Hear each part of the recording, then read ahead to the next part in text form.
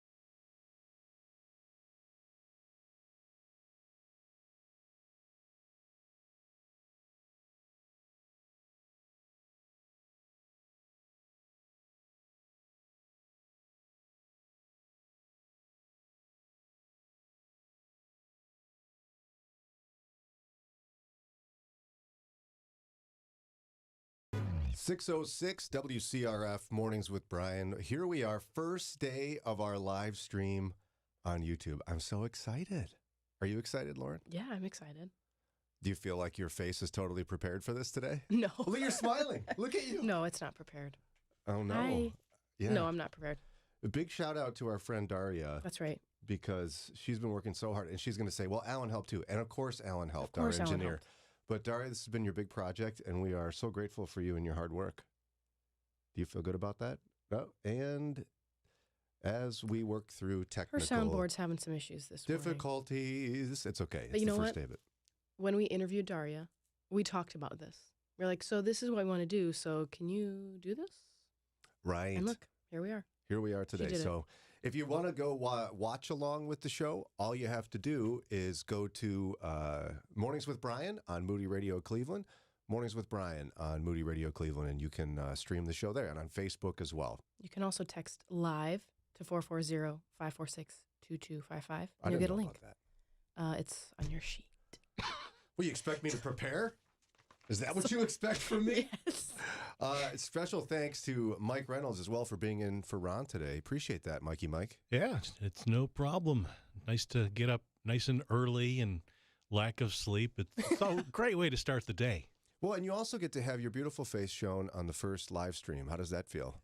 It feels, I don't know. I've never felt this way before, Brian. I'm sure you say that to Kelly a lot, too, your lovely wife.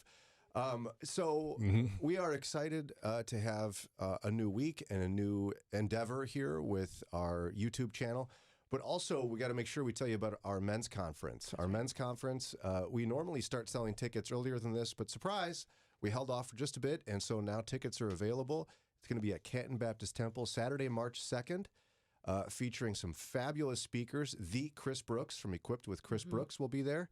Yeah. Dr. Nick Gatsky from Old North Church in Canfield and A Better Word. And, of course, Dr. Mark Jobe. Who's he? I don't know. Who is he, Lauren? Just happens to be the president of the Moody Bible Institute. Oh, right. Yes, the president of Moody Bible Institute. Got to So love our that. boss. Yeah, yeah. So for more information and to get your tickets, all you have to do, as I look at the things that has been prepared for me by Lauren, text WALK, W-A-L-K, to 440-546-2255. Text WALK to 440-546-2255, and we will get you all the information you need to get registered for tickets. And you know what, Brian? What? We're going to give away some tickets later today at 8 a.m. Oh, buckle up. You could win a pair of tickets? A pair of tickets. Wow. At 8 a.m. today, so. You're generous today, Lauren. Thank you. And also, Tuesday, Thursday, Friday. Every week from here on out, we'll give away tickets. Oh, wow. So Yep. you could win some, or you could just text WALK to 440-546-2255, and you can get those tickets before it's too late, guys. Would love to see you there. Can't wait. All right. So as we launch into the show today, one of the things I want to talk about is 4 things to do to avoid conflict in marriage. This was an article from churchleaders.com. But before we get into these 4 things to do to avoid unnecessary conflict, I'm just curious, and this is a big question, so I'll go first. What does conflict look like in your marriage relationship? Oh my God, wow. It's just a Monday. Yeah, so, okay, I'll go first because that's a Okay. mean question, kind of. And then you guys can all be like, wow, what's wrong with you and Sarah? Well, for many years, Sarah and I dysfunctionally argued. Like most arguments would degenerate, no matter what it's about, to crying and raised voices. Yeah. Why did you cry, Brian? That's just emotionally manipulative. Sarah kept asking, why are you crying again? I just asked you what we're making for dinner. No, we both had our own bad habits we learned from our families of origin about what conflict looks like, and they were opposites. Like my family tended to bottle up things, and hers tended to let them explode. And so it was just this like toxic pool that came together. And it wasn't until marriage conflict that we can now, till marriage counseling, not conflict, but also that we were able to kind of find a pattern of not avoiding conflict, but of actually doing it in a healthy way, like letting it play out in a way that's not going to make us feel hurt for days afterwards. So, Lauren, you and Eddie are so low key. Is conflict like, hey, I didn't like that. Okay, sorry. Sometimes it depends. Really? It depends on what it is about. Yeah, or like how much emotion is involved in it, how much we feel about it. But Yeah, like yesterday I told him something I was nervous about that he was doing. And I called it nervous, even though it was, I don't like that you're doing that. I said, I'm feeling a little nervous about this thing that you're doing. And he's like, okay, what is it? And I said, and he goes, oh, well, that's like no big deal. And just like explained why he's doing it. And I said, oh, okay. but you actually wanted him to stop. Yeah, Why didn't you say stop that? because that's not very nice to just come at someone like that. Just like, hey, stop doing that. But, so that's low key. But sometimes, yeah, we get into it. So okay, We're so there's both, you've cried before because of a conflict. Yes. I hate like conflict like that. So I'm almost always going to cry. Almost always. Oh no. No, It's that's not an oh no, it's fine. but as Mike pointed out, that's a hard one for a husband, right? Like you don't want to make your wife cry, but if she's prone to tears, I mean, Sarah cries when she's frustrated. Me too. Mm-hmm. What does that do to you if Kelly starts crying? Your lovely wife. Oh, yeah. Thank God it hasn't happened in a long time. But man, it just, there's really not a whole lot of worse feelings for me because I love her so much. And Yeah. when she cried, because of what I had, it's not like I made her cry necessarily, Yeah. although that did happen one time, but just like the conversation, the way we're having conversation and making her cry by my position and everything, that just, I immediately regret. It's like you want to chase those words and grab them and shove them back in your mouth, but you just can't do it. Right. Yeah. And you're like Sarah, Lauren, where you cry at almost anything. Oh yeah, if like you have to have a hard conversation like with your boss, you're crying about it afterwards for sure. Oh no. Even if it goes well, just like the pent up. I don't know. And see, one of my kids is that way, and I try to affirm for her. It's like, listen, it's okay that you cry. We don't need to be embarrassed by that. Sure. But sometimes it does feel like an unfair advantage in conflict. Like, how does it? You're telling me? How does it impact Eddie when you start crying? Does he just let it slide because he knows you cry a lot? Yeah, or probably. What? So it doesn't make him go, oh no, whatever I did, I'm so sorry. No. No, she says. No. Okay. No, it doesn't make him be like, oh wow, I really need to change what I said or whatever. No, I think he just knows I just have a lot of feelings. But I think that's healthy. Yeah. That he knows that. At least I get it out, and I'm not, holding it in against him forever. So. Have you ever encountered people who are like, oh, we never fight, we never argue in our marriage? No, we do have some friends that were like, "You guys don't fight enough," and I was like, What? I don't know. What? Yeah. Oh, that's weird. Because they're both really fiery people, so I think they like every tiny thing becomes a big thing. Right. They're very passionate people, so when they like make up from a fight, it's like, oh, we love each other so much. I've never loved you more in my entire life. But also every little thing they get in fights about. So they thought we didn't fight enough. Well, and that's part of Sarah and my problem is we're wired to be fired up people. We're just much more dynamic. Where if you were to put us in a room with you and Eddie, you and Eddie are pretty low key people. Yeah. Like I tried to get you excited about moving into your first house, and I'm still waiting. You're still more excited Like, about my house. I've been the most excited person that you got your Yes. first house. Yeah. But for Sarah, Except and for I, maybe my dad. Oh yeah, that's He was right. quite excited. He and I were pretty excited when I Yes. helped move some stuff in. But maybe that's because he wanted me to get out of his house.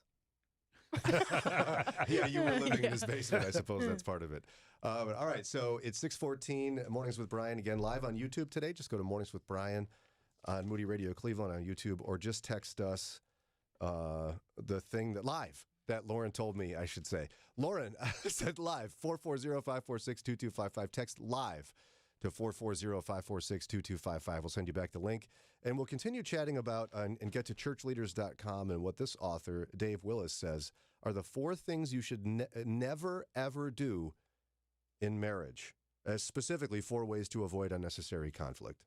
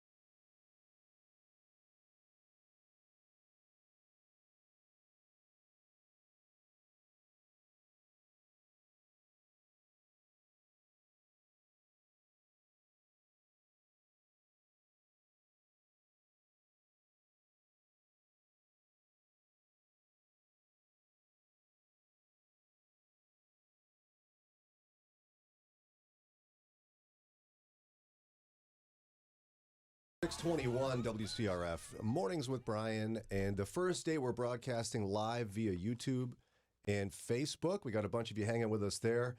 Hi. We're getting used to the fact that you're looking at us. I can't pick my nose anymore during the show. Oh, wow. I don't really do that. Do I? I don't know. Daria? You do a lot of weird stuff with your face. I do. I know. It's been like kind of scary to watch ourselves as we prepare for this live stream because I do a lot of weird stuff. I'm working really hard to kind of sit still right now. Just kick your feet or something. I'll have to, my lower extremities have to be the ones moving. But hey, so we even had Anitra was a little surprised we're actually, not laying around in our jammies here, huh? Yeah, What did she say? said, so you guys are really there and not calling it in while in your jammies. Cool. So for more information, if you want to watch the show as well, you just have to text the word live to 440-546-2255. Live to 440-546-2255. If you're just tuning in, before the break, we were talking about how, we actually do argue in our marriage. If anyone tells you they don't argue in their marriage, they either don't speak to each other or spend any time together, or they're a liar. Now, there's a difference between arguing and fighting. Totally. Yes. Okay. That's good. Yeah. I mean, Sarah and I had pretty intense arguments for a lot of years, and we should have gotten help for it for a long time, and we finally did, and we're doing much better now. But the one person we didn't put in the hot seat is Daria. So you've been married 2 years. 3. 3 years. Wait, we Get it missed your right. anniversary. My anniversary is January 1st. Oh, Oh, that's fun. happy anniversary. Thanks. So just to be awesome, the first time live on YouTube for you, what does arguing look like in your marriage with Jimmy? We're still figuring it out because we have only been married for a couple of years. We've also been through a lot in just the 3 years we've been married. 2 cross-country moves, COVID. Got married during COVID. So I'm also kind of a crier, just like Lauren. Are you? Yeah, and we're still kind of hitting our stride, and we also seek counsel of other older and wiser married couples when we need to. Oh, for sure. Yeah. And how do you feel about the crier part, ladies? I mean, because some ladies I've talked to, they get frustrated by it. They don't want to cry. Yeah, no, I don't want to cry. I But hate it's it. just like, what? I can't do anything about it. Sometimes I think I'm doing really, really well. Like, I haven't cried yet, and then I jinx myself. You actually, so you're arguing with Jimmy like, I'm doing it. I'm not crying. And then the tears come. Yeah. Love that. Okay. So we've got, according to churchleaders.com and Dave Willis, 4 ways to avoid unnecessary conflict in marriage. Here's his introduction. His grandfather once said to him, kids, when they're little, they step on your toes. When they get bigger, they step on your heart. And that is totally true. Now, he said that quote has relevance to marriage as well. In marriage, there's times when you step on each other's toes, so to speak. But the really hurtful moments happen when you step on each other's hearts and wound your spouse on an emotional level. There are times when one spouse might intentionally try to hurt the other, but I'm convinced that many of the most damaging wounds in marriage are inflicted unintentionally. How do we feel about that statement?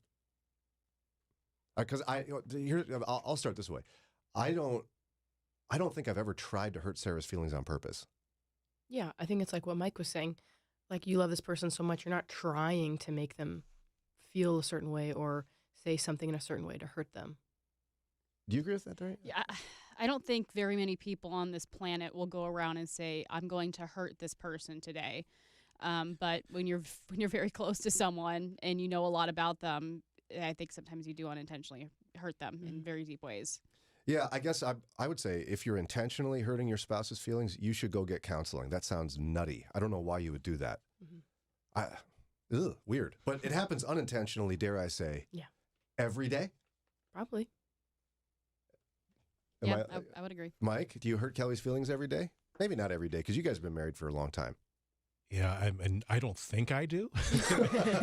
she's never said that I do, and I mean, we probably hurt. I would say we hurt each other's feelings maybe on a regular basis. Sure. Not like every Tuesday at 5 o'clock we get together and hurt her.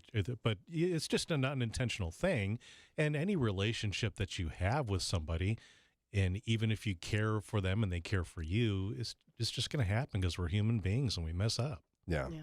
So the first tip to avoid unnecessary conflict, according to churchleaders.com, is only try to fix the problem. He said, men especially tend to be the fixers, and we want to jump straight to solutions as soon as problem pops up. But this can be an issue for both men and women. You first must take time to listen to your spouse and connect with them before trying to fix the problem. How do you feel about that, Lauren? As you took a big drink. Sorry. Yeah, I think also it's good for the other party to come in and say, I don't need you to fix this. I just need you to listen or Right. whatever. Or I need help figuring this problem out, stating what you need. I think a lot of conflict happens in marriage or relationships because of unstated expectations. And so you have this expectation of just being listened to, and they're expecting you to need help. And so I think it's going to come from both parties knowing what to expect out of this conversation. Now, what if someone listening says, oh, well, I shouldn't have to tell him. He should know to just listen. It's just like not how people work. Not reality. They can't read your mind.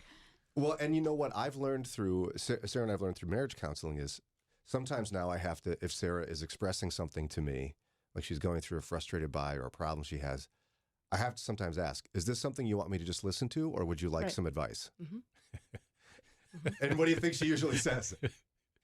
Shut up, Brian. Just listen. That's right. I mean, very often that's the case. But there are times after I listen for a while that you go, no, I think I really would like some advice right now. But I would say also, if Ron were here, he said this before, that he had this tendency to, when his wife Dana would bring a problem to him, he would kind of play devil's advocate to help her think about it. Oh. Don't do that. You don't like that? No. No. Why not? Because it just riles you up more. Makes you more frustrated. It makes you feel like your spouse is not on your side. And that doesn't mean they have to tell you what you want to hear all the time and not ever tell you things you need to hear, but it makes you feel like they're against you.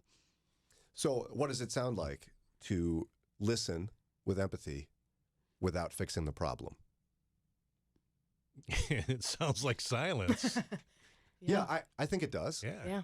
But it has to be more than silence, because then you're just a person who's standing there, sitting there staring at your spouse who's pouring out their heart.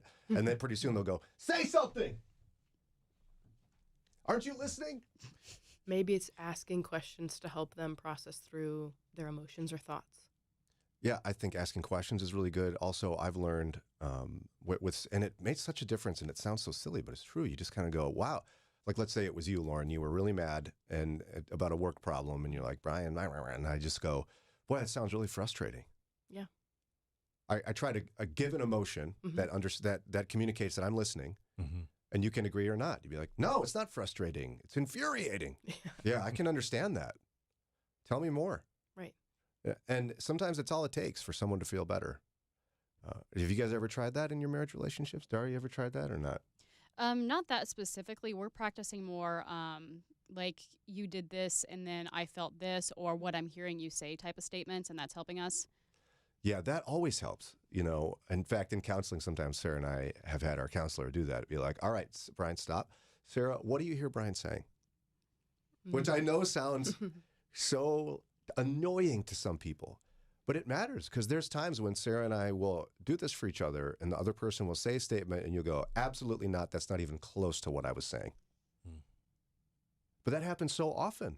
Like, we can use words to express how we feel, and someone can interpret them in a completely different way, because angry can mean different things. Frustration can mean different things. Scared can mean different things. It's complicated. We think it's not. Yeah, there's been plenty of times where I said, well, you said this, this, and this. And Eddie'd be like, no, I didn't say that. But I interpreted it that way. Exactly. Like, well, that's what I thought you meant. That's how it came across. And so then what should he do in that situation? I think reiterate what he actually means in a different way. And then here's the other hard part. You have to actually believe him. Well, yeah, but that's on me. For us, a big part of that has been like, okay, validate that I inadvertently hurt the other person's feelings by them misinterpreting, and then we clarify things, and then the other person apologizes for attributing malice or whatever. That's really good, Daria. Yeah, no, that helps, doesn't it? Because it can feel so powerless to have something misinterpreted you say and have it like hurt them. Yeah. It's like, oh goodness, I'm so sorry. It's not what I meant. They're not an idiot, for taking it that way. Yeah. It's reasonable often to misinterpret. All right, so it's 6:31, time for a quick break. Again, text live if you want to watch the show on YouTube. Text live to 440-546-2255. If you're following along, I've done very good not touching my beard yet. I do a lot of beard touching, we learned when we watched some of these. I'm doing it now. We though. learned. We already knew. You learned. Well, you never said anything. What kind of friends are you guys? Like, Brian, stop We touching weren't- your beard. Doesn't bother me. At least you didn't touch my beard. That'd be weird. That'd be a problem. All right, coming up in just a minute, we'll continue looking at some of the ways to avoid unnecessary conflict in marriage.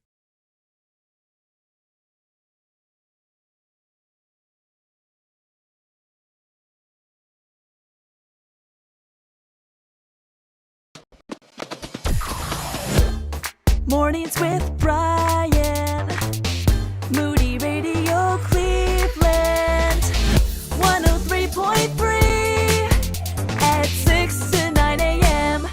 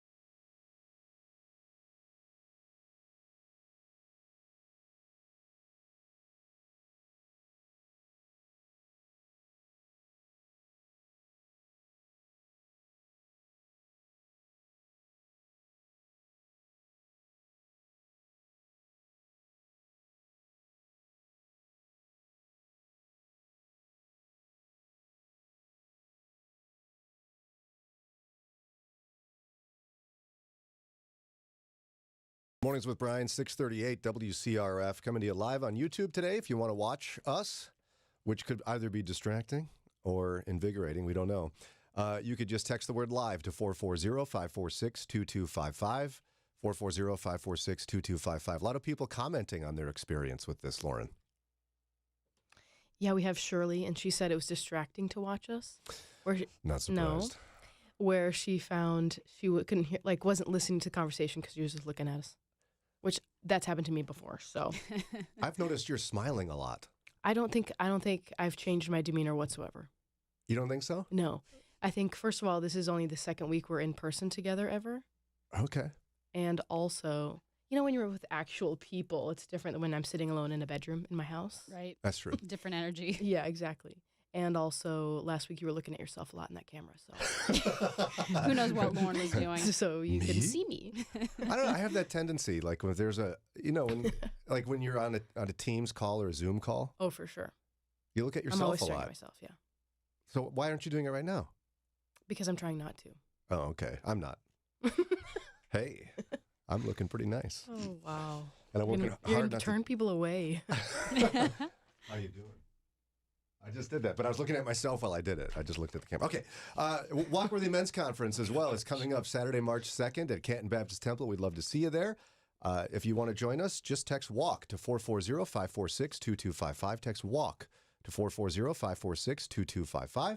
And you can get your tickets there. We're going to be giving away a pair of tickets later on this morning. But go and see Chris Brooks will be preaching, as well as Dr. Nick Gatsky and Dr. Mark Jobe, president of Moody Bible Institute. All right, we're talking about 4 ways to avoid unnecessary conflict in marriage. This one will be interesting. He says from churchleaders.com, make plans without consulting each other first. Wow. That's a way I don't even like the way he phrased this. So if you make plans without consulting each other first, you will cause conflict, is what he's saying. It's a little dramatic. So you make plans without telling Eddie.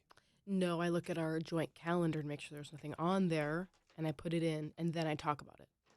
Oh, interesting. So is it almost a setup to be sure he's looking at the calendar? No, it's to make sure I put it on the calendar, and there's nothing else there, and then we talk about it so that we have a conversation. I'm not just putting it on the calendar. Because I can picture the time when he's like, wait, what's going on? And you're like, well, if you would have looked at the calendar, you would know.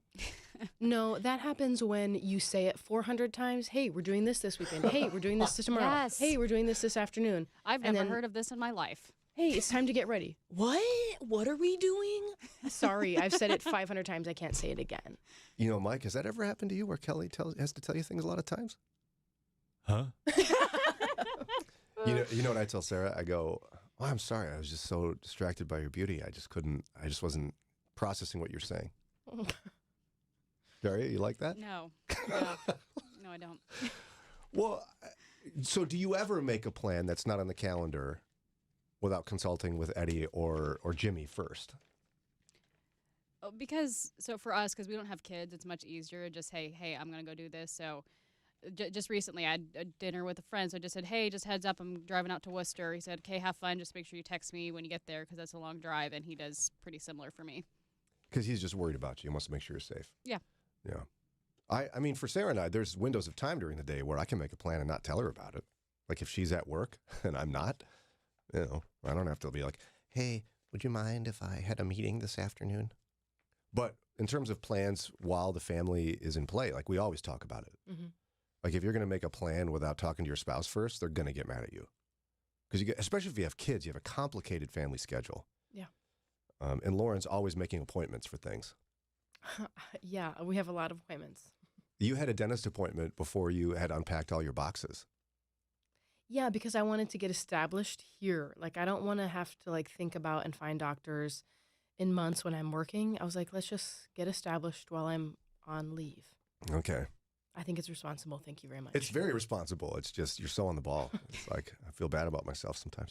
Okay, this next one, I don't know what you guys are going to do with this. We'll start with Daria. So he says if you're going to cause conflict in your marriage, one of the ways to do it is to check out other people. As in, if your head spins around every time an attractive person walks by, even if you don't say a word, you've communicated a lot. Your spouse doesn't just want you does to be that? physically monogamous, they want you to be mentally monogamous. Who does that? Yeah, if you're doing that, you need help. Like even if you're not married, you shouldn't be ogling random people that are walking by you.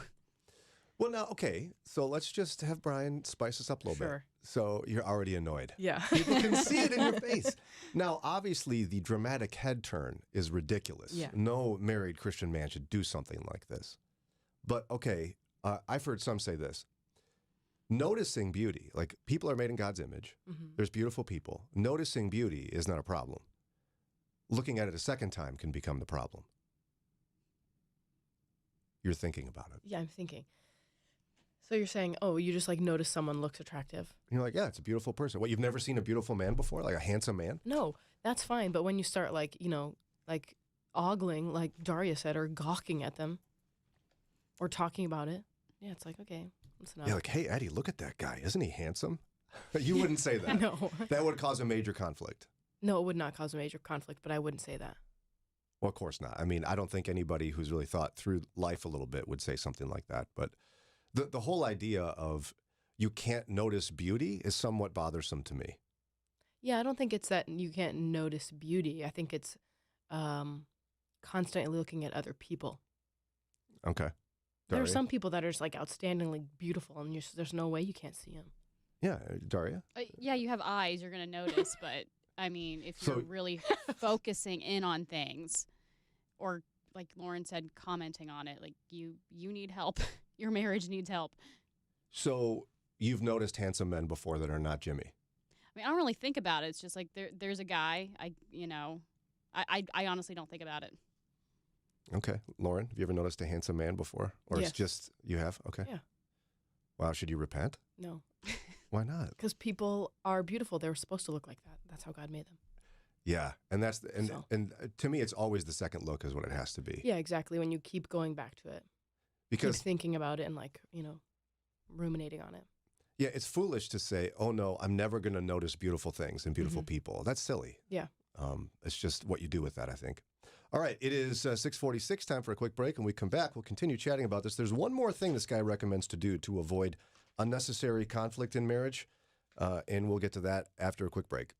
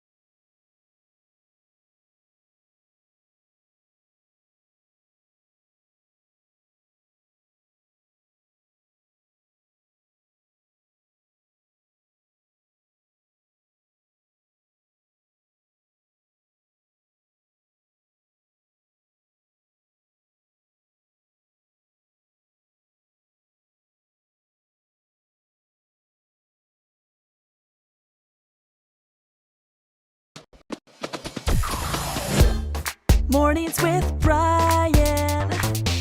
Moody Radio Cleveland. 103.3 at 6 to 9 a.m.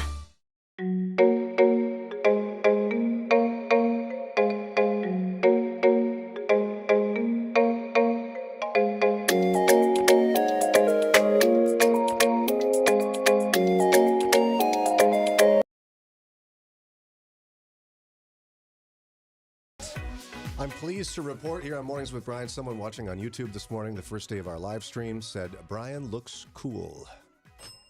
Who said that? It's there. I saw it. You just moved the cursor. Who says that? I didn't see that. There's somebody who's like, oh, right. Oh, yeah. Oh, there it is. What, you don't think I look cool, Lauren? Is that what it is? Yeah, she's not going to answer that. Don't answer it. And someone else was also like, Says, wow, Ron. looks cool too. What did they say first? Ron's growing out his beard and goatee. Looks awesome. Oh, yeah, I got to comment on that, don't I? You do. So Please. poor Ron Eastwood, who never misses a day, is missing a day because he feels sick. And so the first day of our YouTube live stream, you have our good friend and colleague, Mike Reynolds. That's me. Yep. But you don't look anything like Ron, actually. No, I'm not nearly as handsome. So I don't know. I think it's a tie, Mike. okay. You look great. Hey. Okay, so if you want to check out the YouTube live stream, just text the word live to 440-546. Live stream. I don't 55. know. And if you're watching on YouTube, you saw that I was questioning with my eyes whether that was the right word. And Lauren was like, oh, my goodness, would you get it right? I wrote it down right in front of you. Mm-hmm. Did I interpret that correctly? Yes. Okay, good. All right. So I do have a job for a reason. I'm writing things on that paper for you. getting me to like stay focused is kind of like, I don't know, talking to the dog from Up. Herding cats. Herding Reading cats. words on a page. It's difficult. Hey, was that sarcasm font? Absolutely not. Wait, that was too. Okay, so we're looking at a churchleaders.com article. 4 things you should never, ever do in marriage because they'll cause conflict. One of them, here's what he says. Hide your spouse instead of highlighting them. Okay? Here's what he means. If you try to keep your marriage compartmentalized or separate from other parts of your life, you might think you're just protecting your spouse, but you're actually hurting them.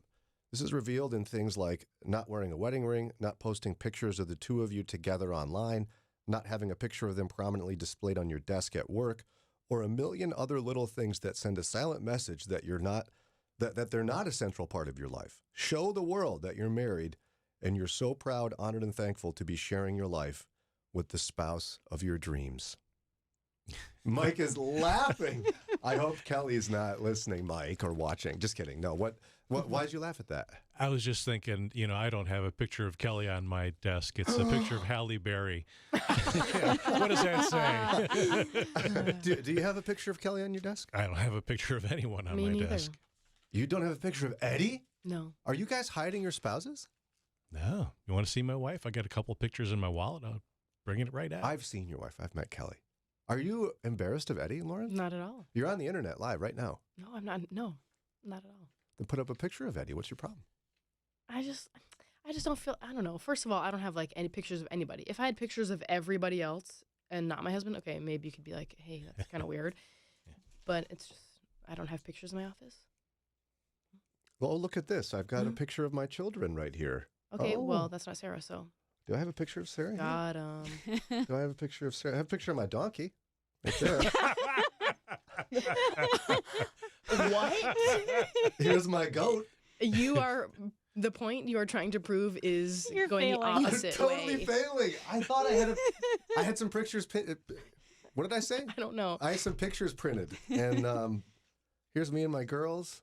If you're on YouTube, you can see it. No, they're so pretty. And my boys, I have everything but Sarah. But your wife. So I love you, Sarah. take your own advice. I agree with this one in principle, but in practice, I think it's a little ridiculous to say, oh, well, your profile picture is not you and your spouse. Like, what? So are you trying to say you're Right. available? No, yeah, right. I think that's a little ridiculous and a little bit micromanagey. I actually know some guys who work in trades who don't wear a wedding ring because it might actually cause them to lose their finger. Yeah. Or to get all scratched up. And like mine is kind of fancy. Yeah. So if I'm doing Fancy. if I'm laying bricks or welding or something, I'll take it off so it doesn't get scratched up worse. Yeah. Just for clarity's sake, first of all, show our friends on YouTube your fancy ring. Can you hold it up to the camera there? I want to see it. Oh, I can't. You can't. I'm only You looking wanna at see myself. yourself. Yeah, you can't see, but It's very fancy. it's grooved and all this. Now, second question would be: are you often? What did you say? Laying brick? Yeah, laying or brick. Are you often doing that? Where you're concerned? No. But I have done things where it's like, oh man, I'm going to get this scratched up if I don't take it off. So I'll take it off, put it in my pocket, or in the safe inside the house so it doesn't ever get lost. I have a silicone ring I wear most of the time. What does that mean? This little red thing I'm wearing. It's silicone. That's what it means. It's more comfortable. Well, in the olden days, you had various types of gold rings. I don't. Well, so it's like flexible or something. Yeah, I just sometimes my regular rings, depending on what I'm doing, they'll get in the way, or actually they'll irritate my skin if I wear them for too long. So I'll alternate. You could use it as a pot holder too, I think. Her fingers aren't that big. Oh, just kidding. Can you show people your? We're on YouTube, by the way. Text live to 440-546. Taking it off so you can see it better. 2255. Silicone. Interesting. Squishy. Yeah. When Sarah was a police officer, she didn't wear a ring at work because she didn't want to like have it ripped off, and her finger. You remember when Jimmy Fallon, he had that thing where it got stuck on his ring and it pulled like his finger skin up? Yep, I remember That that. scares me every day. I don't know. I don't do anything. I don't do hard don't know labor of that. any type. What Yeah, happened? that was a big thing. He had this massive cast around his ring finger. He could have lost part of his hand. It was bad. What was he doing? He hosts a talk show. I don't know. Maybe he was laying bricks like Mike. I don't think Jimmy Fallon lays bricks. He was doing something around the house, I think he said. I can't remember what. Yeah, I think electricians don't wear rings or any kind of jewelry because it could cause an arc and then, burn your finger off, which is kind of painful, I think. Well, and I guess tied with that, anyone in the trades, they could be accused of hiding their spouse, right? Because what, are you going to put a picture of your spouse on the outside of your van? Are you going to wear a shirt with their face on it? Yeah, well, like fighter pilots do in the war, they put a picture of their girlfriend or wife on their cockpit. So they just do that in their van or truck or whatever. I think I saw at Lauren's house, didn't Eddie have a picture of you on the dash, taped to the dashboard so he Of could? our car? Yeah. No. No? I would remove it. Because it'd be too distracting for Eddie. No. Because that's weird.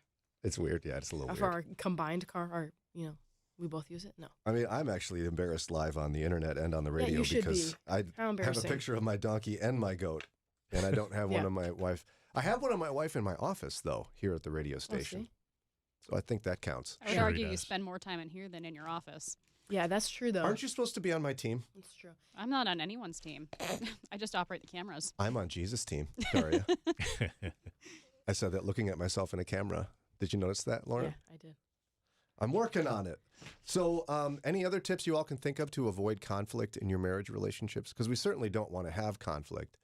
But it's going to happen. That's the thing. There's no secret sauce to avoid it from happening. Yeah, I like the advice I heard, never say you never or you always. Right. Oh, that got us big time when Sarah and I were first married. The minute somebody would say you always or you never, it was over. Mm-hmm. Even if it was something dumb, like, oh, you always leave this pot on the counter. Oh, yeah? I could think of 6 times I didn't. I wasn't that dramatic, but you know what I mean. Actually, I probably was. So did you guys have to actually agree to not use that word? Is that how you did that?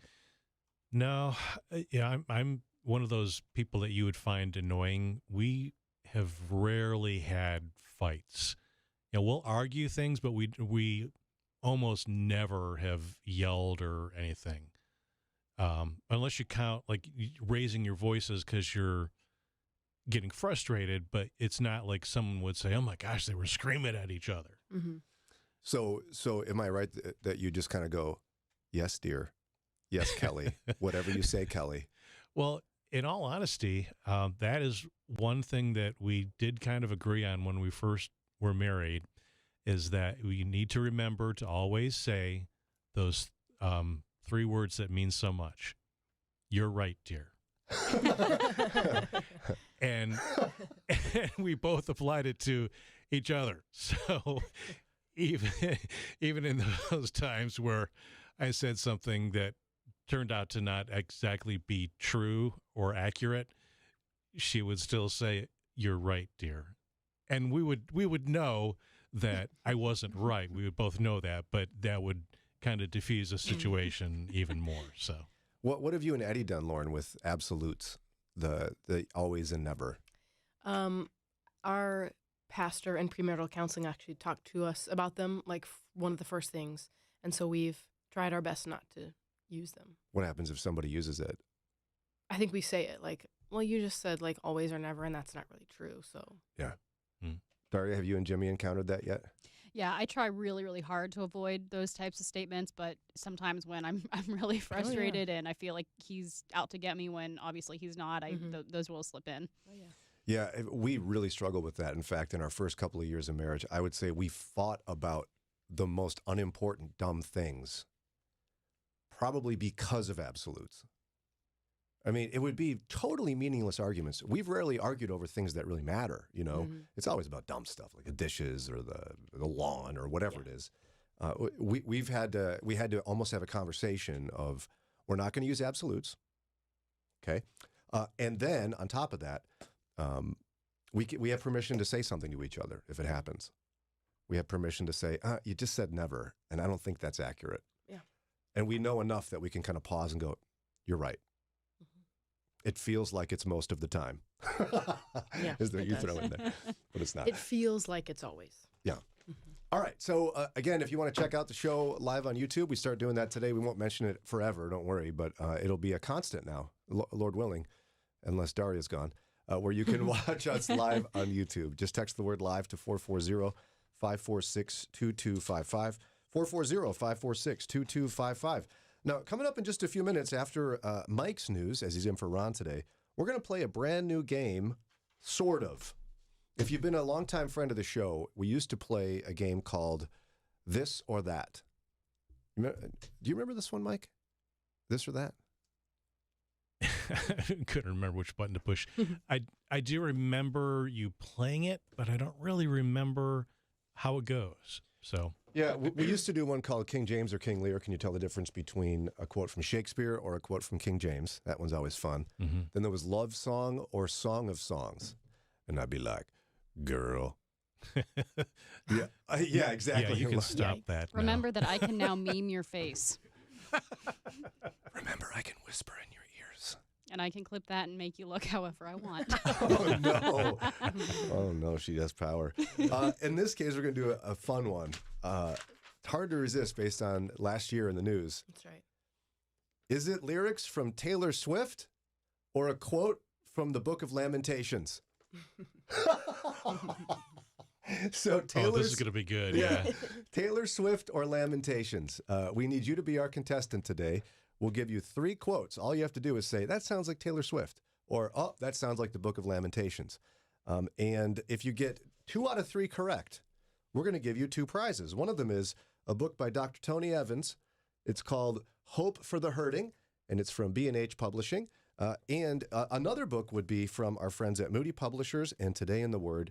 It's a book called Do Angels Really Have Wings? And 199 other questions about the Bible. Actually, scratch that. 199 other questions about God, life, and the Bible. These 2 books would be yours if you get 2 out of 3 correct. All we need is you to call right now to be our contestant, okay? Call 440-546-2255. Call 440-546-2255, and you could be our very first contestant for Taylor Swift or Lamentation.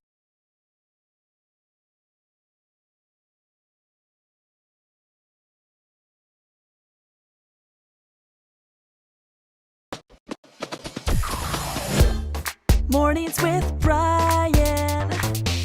Moody Radio Cleveland. 103.3 at 6 to 9 a.m.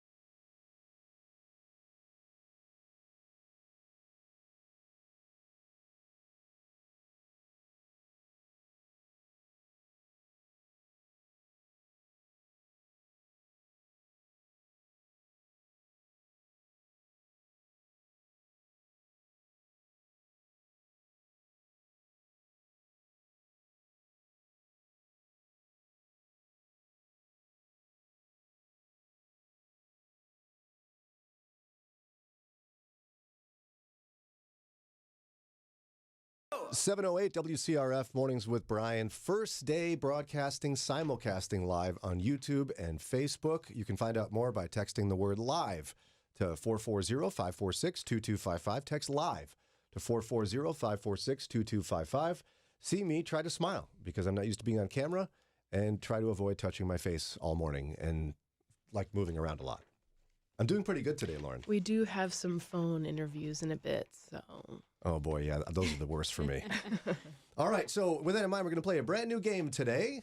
It's another version of This or That. We're calling this one Taylor Swift or Lamentations. Okay. Is it a quote from a Taylor Swift song or a quote from the Book of Lamentations? You think that might be easy? We'll find out. Up for grabs, 2 books today. Our contestant, Jason from Cleveland. Good morning, my friend. Welcome to the show on line 1. Jason! Hey, brother. Good morning. How you guys doing? Pretty good. So either you just like playing games or you're a big Swiftie. Yeah, I guess neither really. I just happened to call. I didn't think I would get on the air. Okay. Yeah, Well, look at you. It's fine. Yeah, here we go. So you got 2 books up for grabs. If you get 2 out of 3 of these correctly identified, I'm going to read it, and you just have to say whether it's from the Book of Lamentations or a Taylor Swift song. Are you ready, Jason? Let's go for it. Number 1. How do I read this? Do I read know. it? Like, I have to be pretty, like, Just straight. I can't be all like, No, just read straight. Okay, here we go. Walls of insecurity, shifting eyes, and vacancy vanished when I saw your face. It's got to be Taylor Swift. You say it's Taylor Swift, and you Yeah. are correct. Hey! Well, is Alright. that from your favorite Taylor Swift song, or you just kind of recognized it that it couldn't be Lamentations? I could have named that one. It had to be the way it was. The way you said it had to be a song. The way I said it. Oh no. Okay. Uh-oh. Way to go, Brian. Watch the next one here. I'm going to throw it off here. Here we go. Quote number Alrighty. 2. We've been to hell and back. We've nowhere to turn, nowhere to go. Rivers of tears pour from my eyes. Ooh. Yeah, that was better, but I still got to go with Taylor Swift on that one. You say that was Taylor Swift, and you are incorrect. Oh. That was the Book of Lamentations. All right, maybe go back to the old way on this one. Go back to the other Lauren, what should I do? I think just read it without any like tone in your voice. Just read it like Brian. Well, what's that mean? I don't know what that means. Okay. So now I'm going to read this like This is the Brian. last one. This is the last one. If you get this right, you win the books. If not, we'll throw in a consolation prize and send you something right. just for playing along, That Jason, works. okay? I appreciate that. Thank you. You bet. Final quote. Wait, I like Oh did my something gosh, to he's this. lifting up his glasses. Okay. Time turns flames to embers. Time turns flames to embers. Oh. it. What? That's it right there? That's it. That's it. That's Oh, all you okay. get. Time Let's turns just go- flames let's to just embers. Let's go Taylor Swift again on that one. You feel pretty confident about that? I would say I'm probably like 75%. 75%. Okay.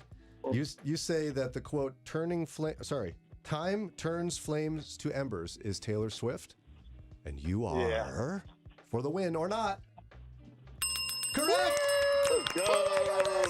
You did it. All right. Congratulations, Jason from Cleveland. You're now the proud owner of 2 books, one from Dr. Tony Evans called Hope for the Hurting from B&H Publishers, and also from Moody Publishers and Today in the Word, Do Angels Really Have Wings? Jason, how long have you been in the Moody Radio family? Awesome. I've been listening and studying here for about the last couple of years. Praise the Lord. Thank you so much for being a part of the show today. You stay on hold, and the lovely Daria Swisher will get all your information, and we'll make sure you get your 2 books sent off to you. All right. Thanks for playing. Nice talking to you guys. Thanks. You too. We did it, Lauren. Brand new We game. did it. Are you excited? Yeah, I am excited. Now, speaking of games, you're cooking up something on video now as well? Is that what you're doing? Yes, this week, because of starting our video, I wanted to see if our listeners could recognize the face of our guests, our, guests that we have on often. Oh, that'll be a Okay. hard one. So if you're listening right now on the radio and you're able to get to YouTube or Facebook, hop over to the stream, and during this break, we're going to play a video of one of our guests. And the first person to type in who the guest is, their name, gets a $10 gift card. Ooh. And we're going to do it every day this week. So So it's another reason to go check out the live stream. Again, text live to 440-546-2255. Text live to 440-546-2255. We'll send you back a link to find us. Otherwise, just search on YouTube. We're Mornings with Brian on Moody Radio Cleveland. And you can also find us on Facebook. Mornings with Brian, just search for it. You'll find it there. We'd love to have you join us. We got much more to come. Stick around on Mornings with Brian, WCRF.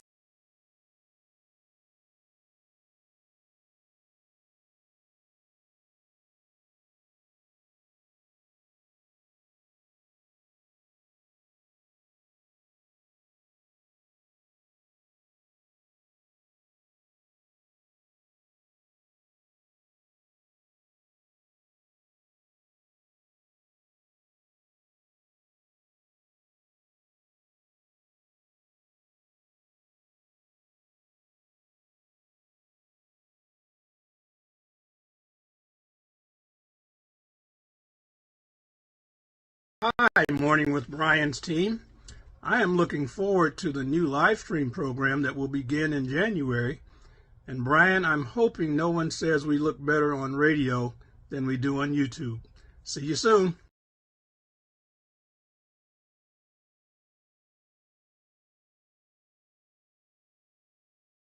Hi, Morning with Brian's team.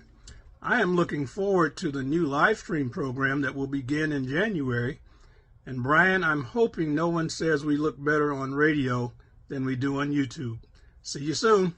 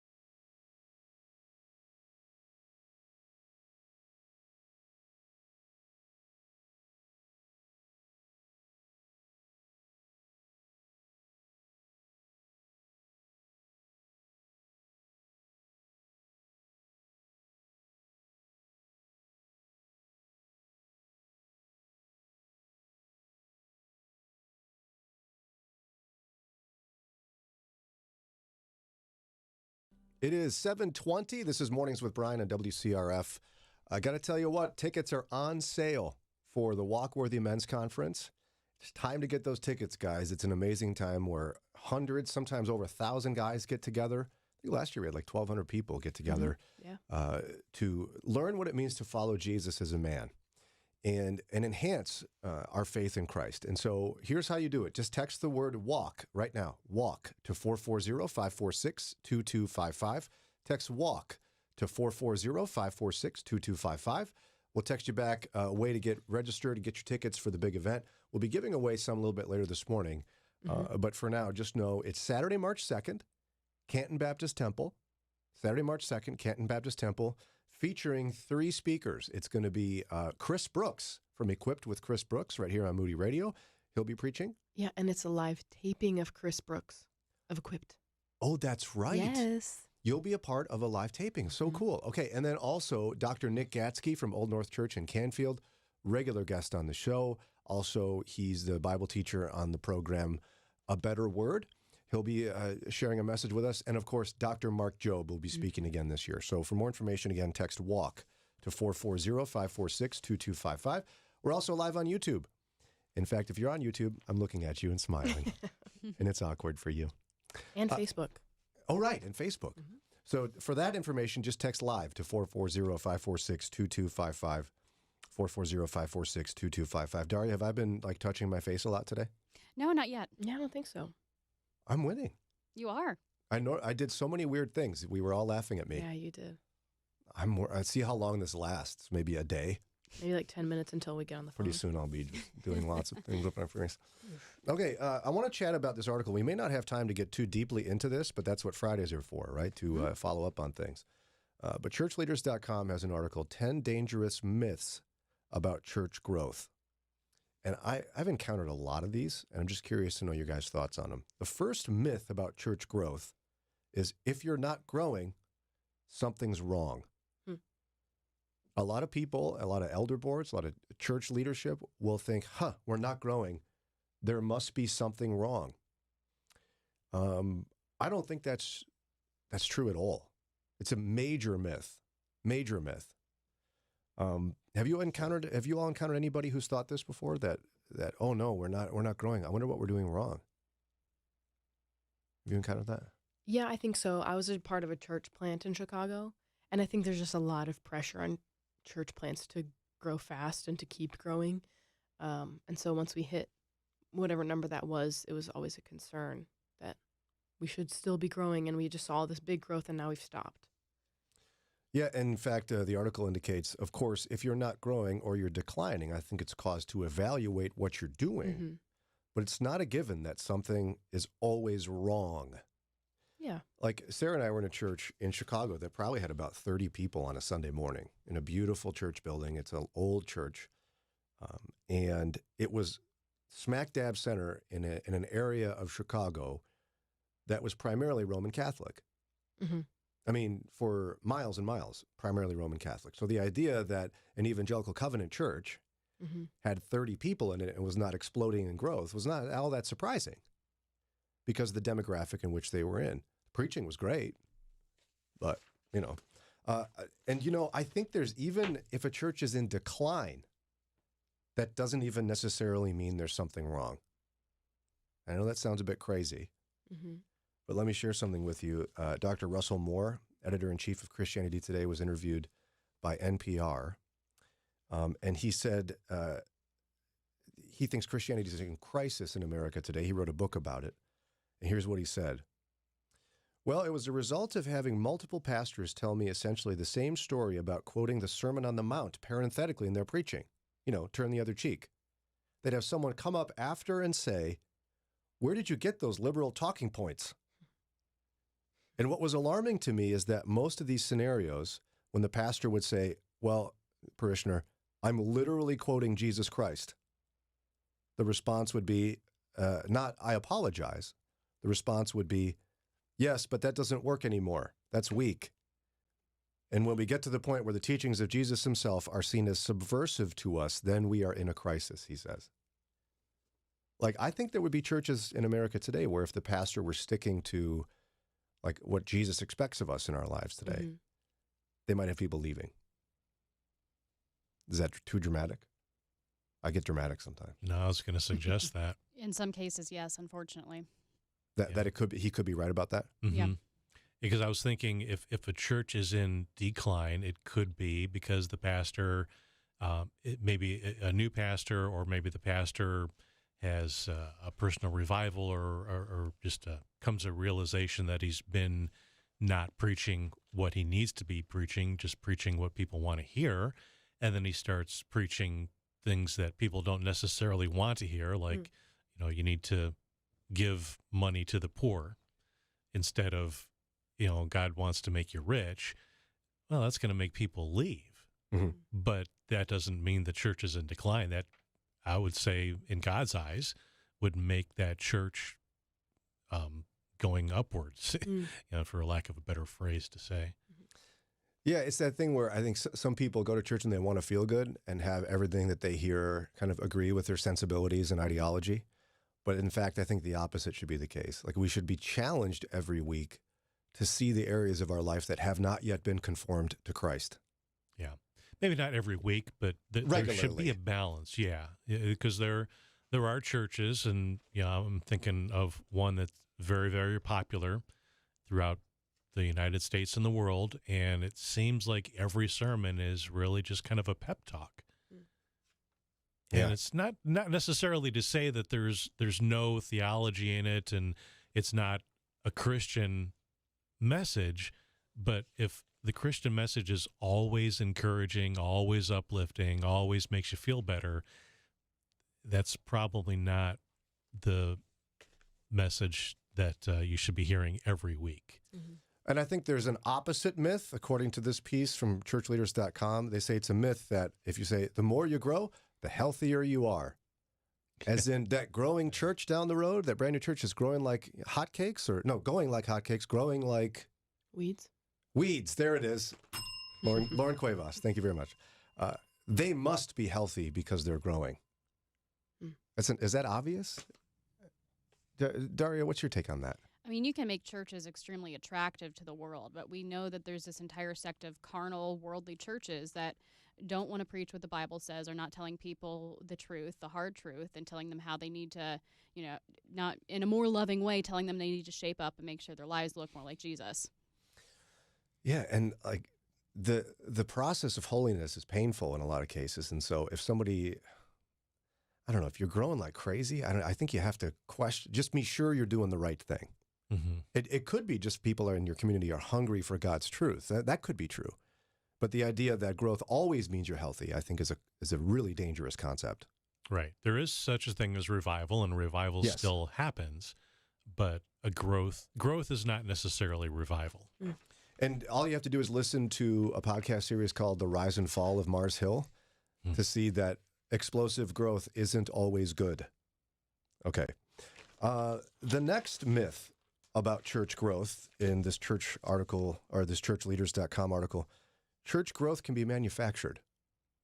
It's a myth that church growth can be manufactured. The person said, I admit on the surface it does seem like we can manufacture church growth through events, strategy, planning.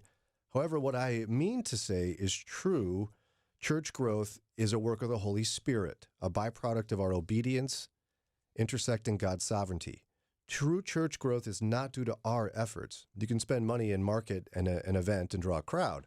That's not hard if you have the resources, but church growth, growing the actual body of Christ, is a supernatural accomplishment that only God can complete. This should temper our planning, strategy, and vision for growth. Yep, I agree. I think of the Asbury revival. Was it last year or the year before? No one planned that. It just happened. And then I think there were a couple other attempted copycat revivals that cropped up. You can't do it if God has decided it's not going to happen. See, I'm wondering to what extent we should even care about church growth at all. Like if I'm on an elder board and all we're talking about is growing the church, like growing our congregation, I'm not certain our eye's on the right ball. Yeah. Well, I heard you say two things, though. We shouldn't always be There I go. concerned Absolute. with church growth. And then the elder board, my point is that I think we should clarify, we should be talking about church growth. We should be looking for church growth, but that shouldn't be our sole focus. Jesus said to go and preach and make disciples. He didn't say grow the kingdom. You know, he didn't say grow the kingdom. He wants growth to be both out and in. You know, you need to have roots for the garden to grow big, and if you don't have the roots, the garden's going to grow big, and then it's just going to fall apart. It's not going to have the roots to last. Yeah. Now, Lauren, you've been a part of various types of church leadership. I mean, to what extent does growth need to be on our minds in church, in your opinion? I think, like Mike is saying, that it needs to be both. It needs to be outreach, and also how are you growing the people that you already have? How are you discipling the people that you have? I think the most recent church I was a part of in Chicago, they were really focused on outreach and really, really lacked growing the people that they already had. And that's what made people leave, because they're like, I'm not growing here. Mm-hmm. They're not investing in me. Like, I'm trying, we're reaching out, we're asking for more, and they're just not providing opportunities to be discipled. So I think, like Mike said, it has to be both. Yeah, and I would say I'd be more concerned. I'm not in charge of anything, barely myself. But I'd be most concerned about what you're saying in terms of I want my congregation, my peers in my congregation to be growing spiritually. That's the growth that should be the primary focus. Are we all growing in our walk with Jesus and loving him more today than we did yesterday? Mm-hmm. And on that process together. I think if you're doing that well, I think the church will grow. Yeah. And you certainly can talk about church growth. But you're right. If you start focusing only on church growth, you'll begin to abandon the people within your own church. Yeah, and I think there's a reason that we all have different spiritual gifts. There's some people who are really good at outreach and getting people into the church and proclaiming the gospel, and then there's some people that are really good at discipling others. Yeah. And you have to have both in every church. Yeah. Lauren Operate in your Cuevas. gifts. Operate in your gifts. There you go. It's 7:32. We're up against the break to hear from Dr. Tony Evans. But when we come back, our friend from Cedarville University, his name is Professor Sean O'Connor. He's assistant professor of broadcasting, digital media, and journalism at Cedarville University. We're going to look at his top movies of 2023 and what movies we can look forward to as followers of Jesus in the coming year.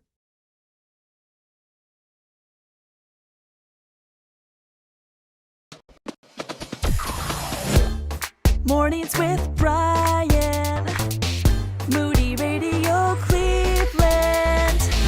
103.3 at 6 to 9 a.m.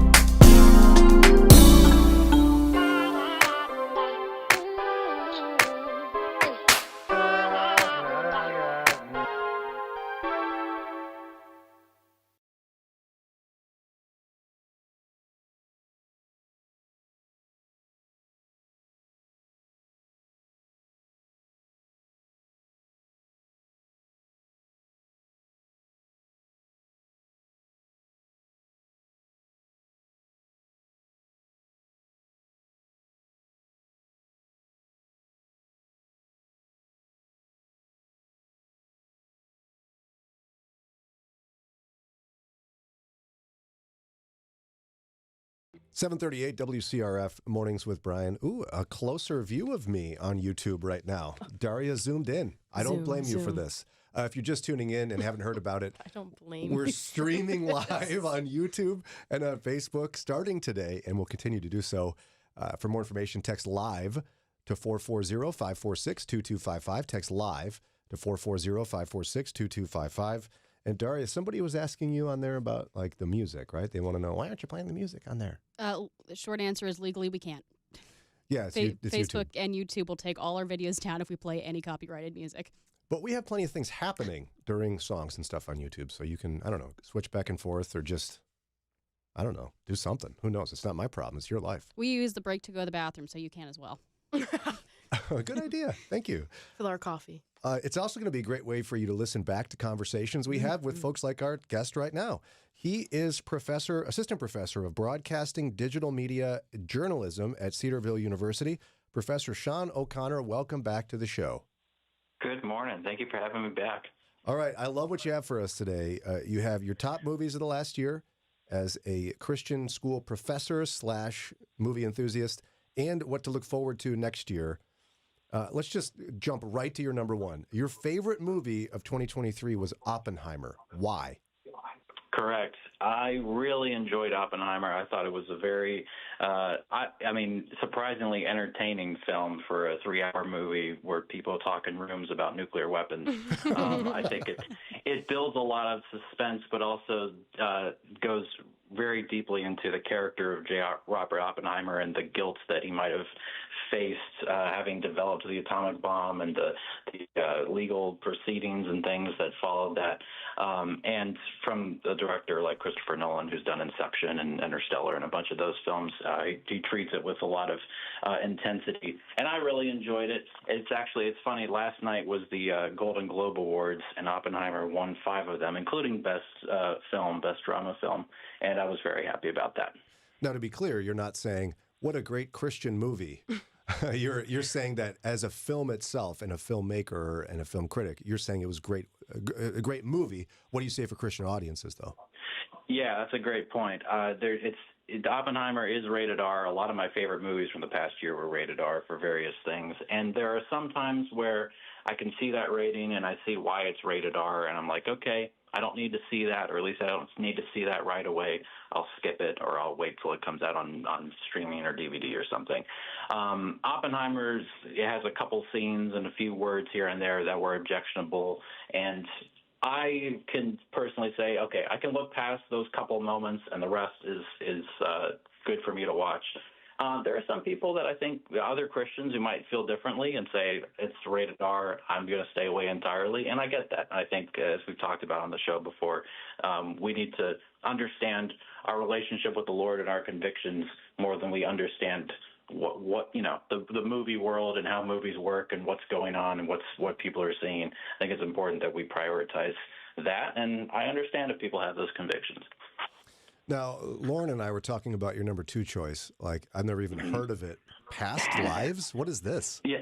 Past Lives is a much smaller movie than Oppenheimer. It was in a few theaters.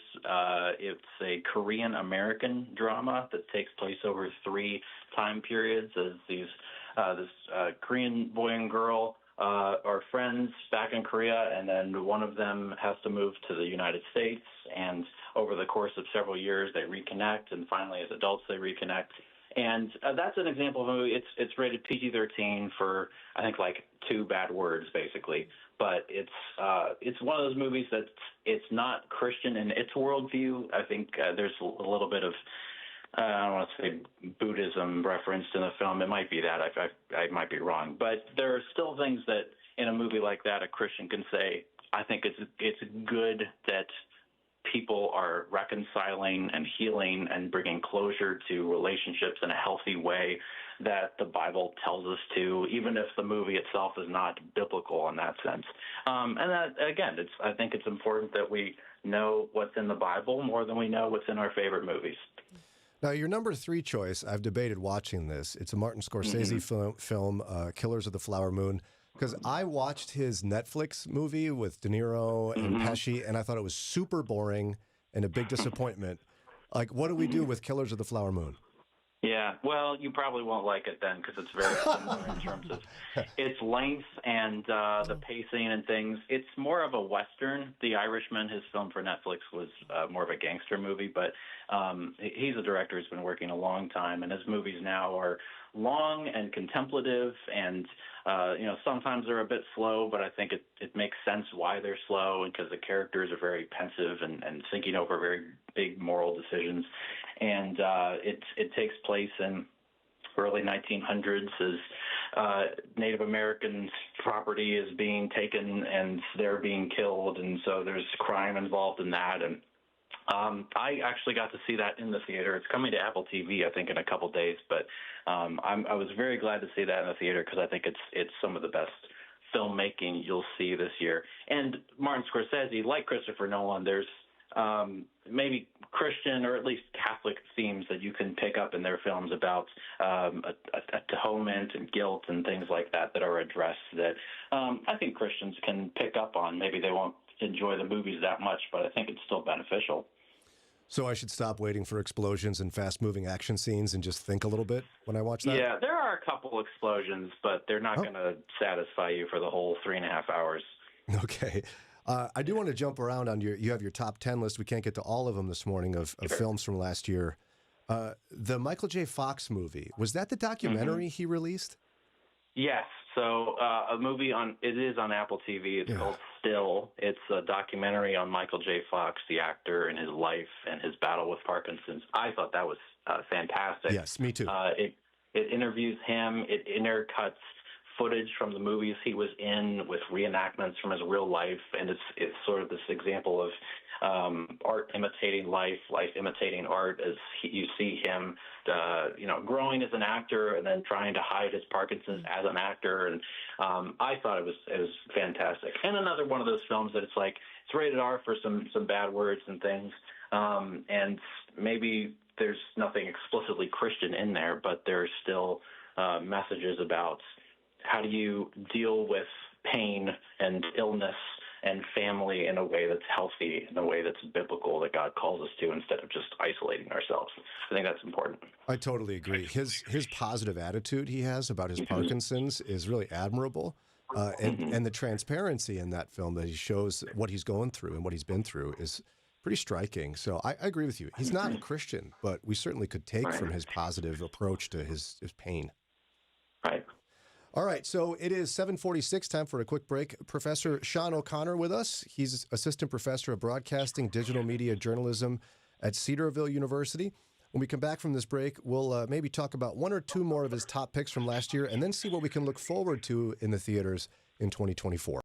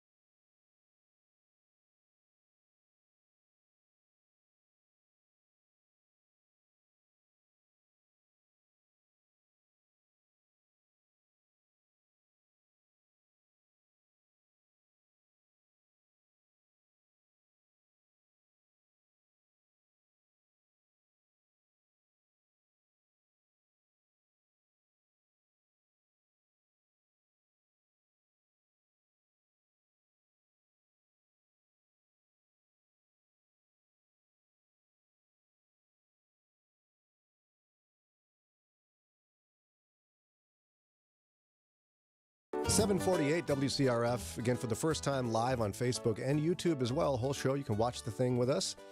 Just go text the word live to 440-546-2255.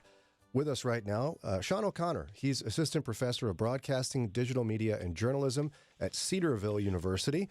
For more information, go to cedarville.edu. We're talking about the top movies of 2023 and what to look forward to in the theaters in 2024. I can't miss the chance, since our friend Lauren here, Lauren Cuevas, had all the Barbie things. Like, she had the jet. You had the mansion? I did. I had the mansion, the airplane, the convertible. Airplane. It was a jet. What's the difference? The engine. Okay. Anyway, all that to say, we can't miss the chance to talk about Barbie. You put it on your top list from last year. Why? I did. I really enjoyed Barbie. I know Christians have had varying opinions on the film, and I think that the tongue-in-cheek nature of the Barbie movie and its satire and things allows, I think, if you know, there are messages surely in that movie about feminism and different things that, depending on where you stand on those issues, you could take either as straightforward messaging or satire. And it's still, I thought, very funny. It was funnier the first time than the second, but I still enjoyed it. And I think it's a film that's really well done. I like the fact they used real sets and not a lot of computer graphics to create the world of Barbie Land. They created a pink paint shortage when they were making the set. That's how extravagant the sets were in the studio. I thought it was very entertaining, so I enjoyed it. And if I'm not mistaken, Lauren, it brought you to tears just with the memories. No? I just said to you in the break I didn't see it. Oh, that's right. I forgot. Okay. What to look forward to in 2024 in the box office. I want to go through some of these. Your number one pick and what you're looking forward to is such a nerdy choice, and I love it for that because I, too, am looking forward to this. Dune Part 2. Do tell. Right. So Dune, based on a sci-fi book written a while back, it had a Part 1 movie that came out a couple years ago, and Part 2 was supposed to come out in November, but because all the actors and the writers were on strike last year, it and a bunch of other movies got pushed back to this year, and so I'm looking forward to finally seeing it. There are a lot. It's going to be interesting to see what the movies and the box office looks like this year, because the strikes from this past year delayed a bunch of movies being made, and we saw a lot of movies last year, like the Indiana Jones movie and some of the Marvel movies, not make as much money as I think people wanted them to make. And so I don't know if that's because audiences' tastes are changing, but there are still a lot of superhero movies and sequels and things coming out this year that I'm curious how they're going to do and what's going to be the best. They're the most money-making movies of this coming year. Now, Lauren had one on this list that she's mentioned like 6 times that she's excited about. Inside Out? Yeah, Inside Out has a sequel coming out, and it's your number 2 pick. All right, so why?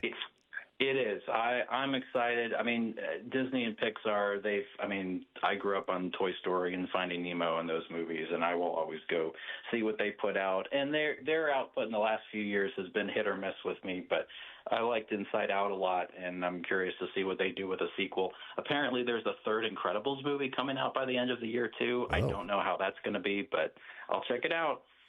No, I'm disappointed in one of your choices here, Professor O'Connor. Because I think the last thing the world needs is another Lion King movie, and you put it as your number 4. Mufasa? What is this? Yeah, so, I mean, people don't like the live action or the newly animated Lion King movie with the realistic-looking animals, but it made over $1 billion, and so, of course, they're going to make another movie based on it.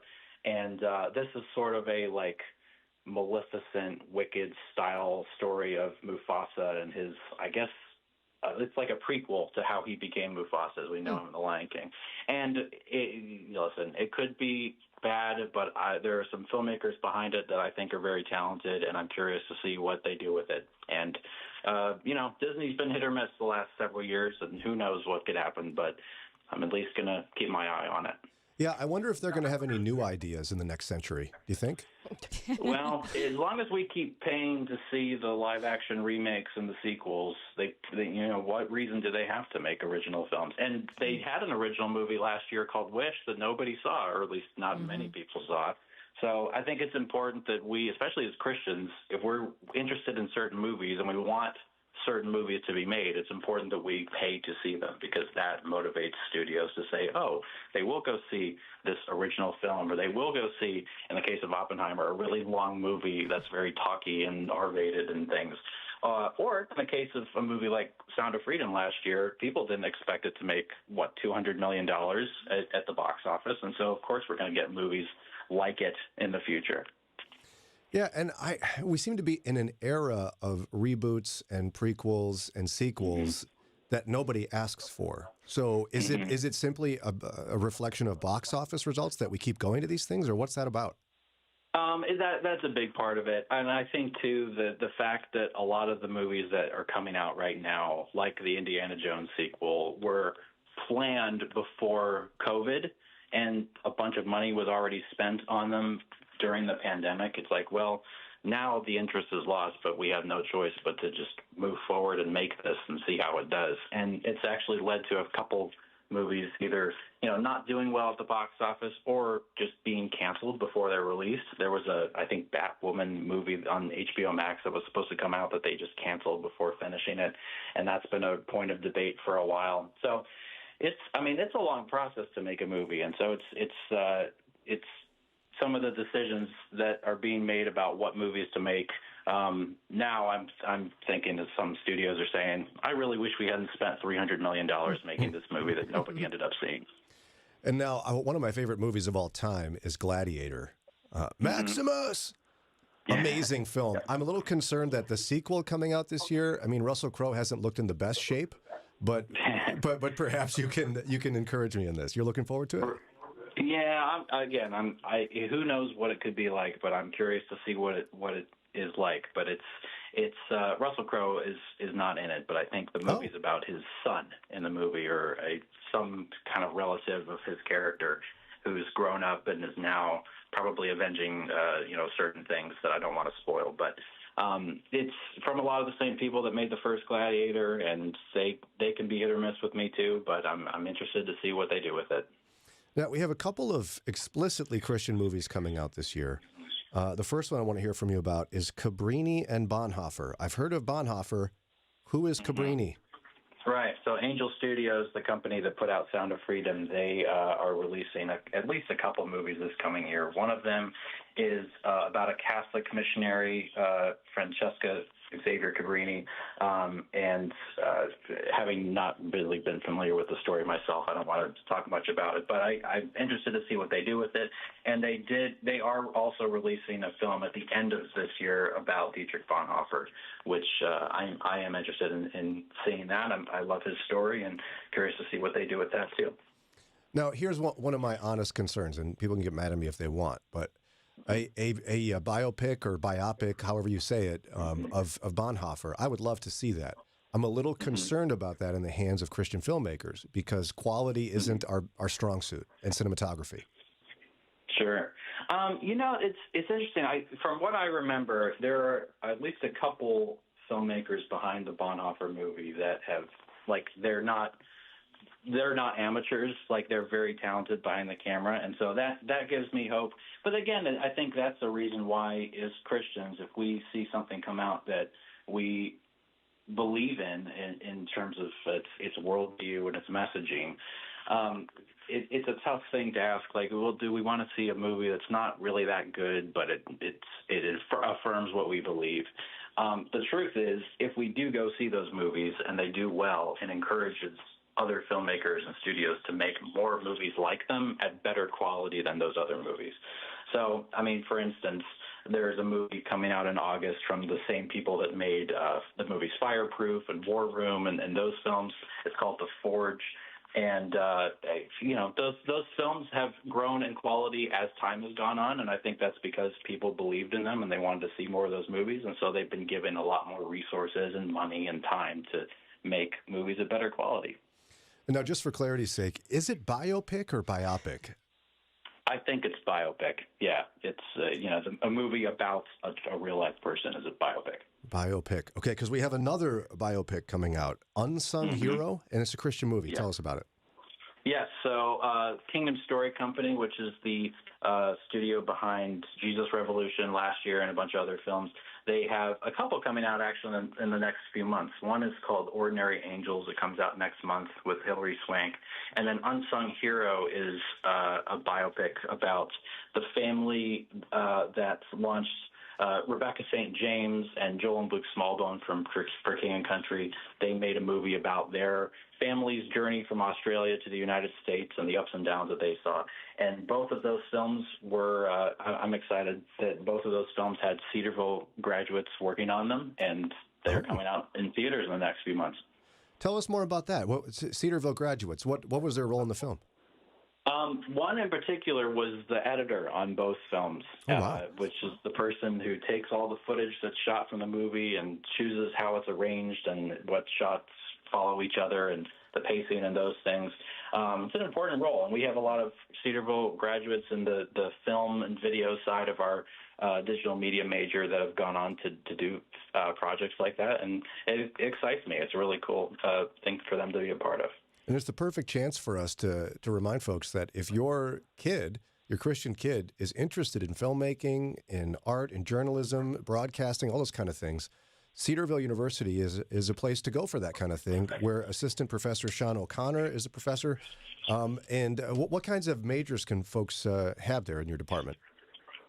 Sure. Yeah, we're part of a Department of Communication within a School of Business. It's an interesting arrangement that's pretty new to Cedarville, but we're excited about it. And so students in our program are learning journalism and audio and radio production and film and video. And they're going and making short films. They're being involved in television production and marketing with video for different organizations. There's a wide range of things that students can do. All right. If you want more information, just go to cedarville.edu. Again, cedarville.edu. Assistant Professor Sean O'Connor in the Department of Broadcasting, Digital Media, and Journalism at Cedarville University. Thanks again for your time today. Thank you, guys. You bet. It's about 8 o'clock now. Coming up in a few minutes, El Gran Jefe joins us on the show. The big boss? Yeah. Is that what that means? Mm-hmm. Are you nervous that your boss is going to be on the radio with you, Lauren? No, he's done it before. Oh. Well, I plan on giving him a hard time live on YouTube. About what? I don't know yet. I'll come up with something.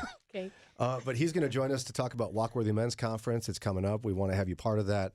We've got a special surprise as part of that as well. It'll also be his debut along with us on YouTube and Facebook. That's right. Have you ever wondered, what does Josh Villa look like? Hope he's camera ready.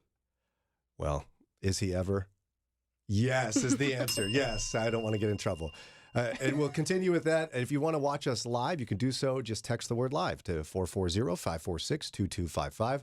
We're on Facebook and YouTube starting today and continuing on forevermore.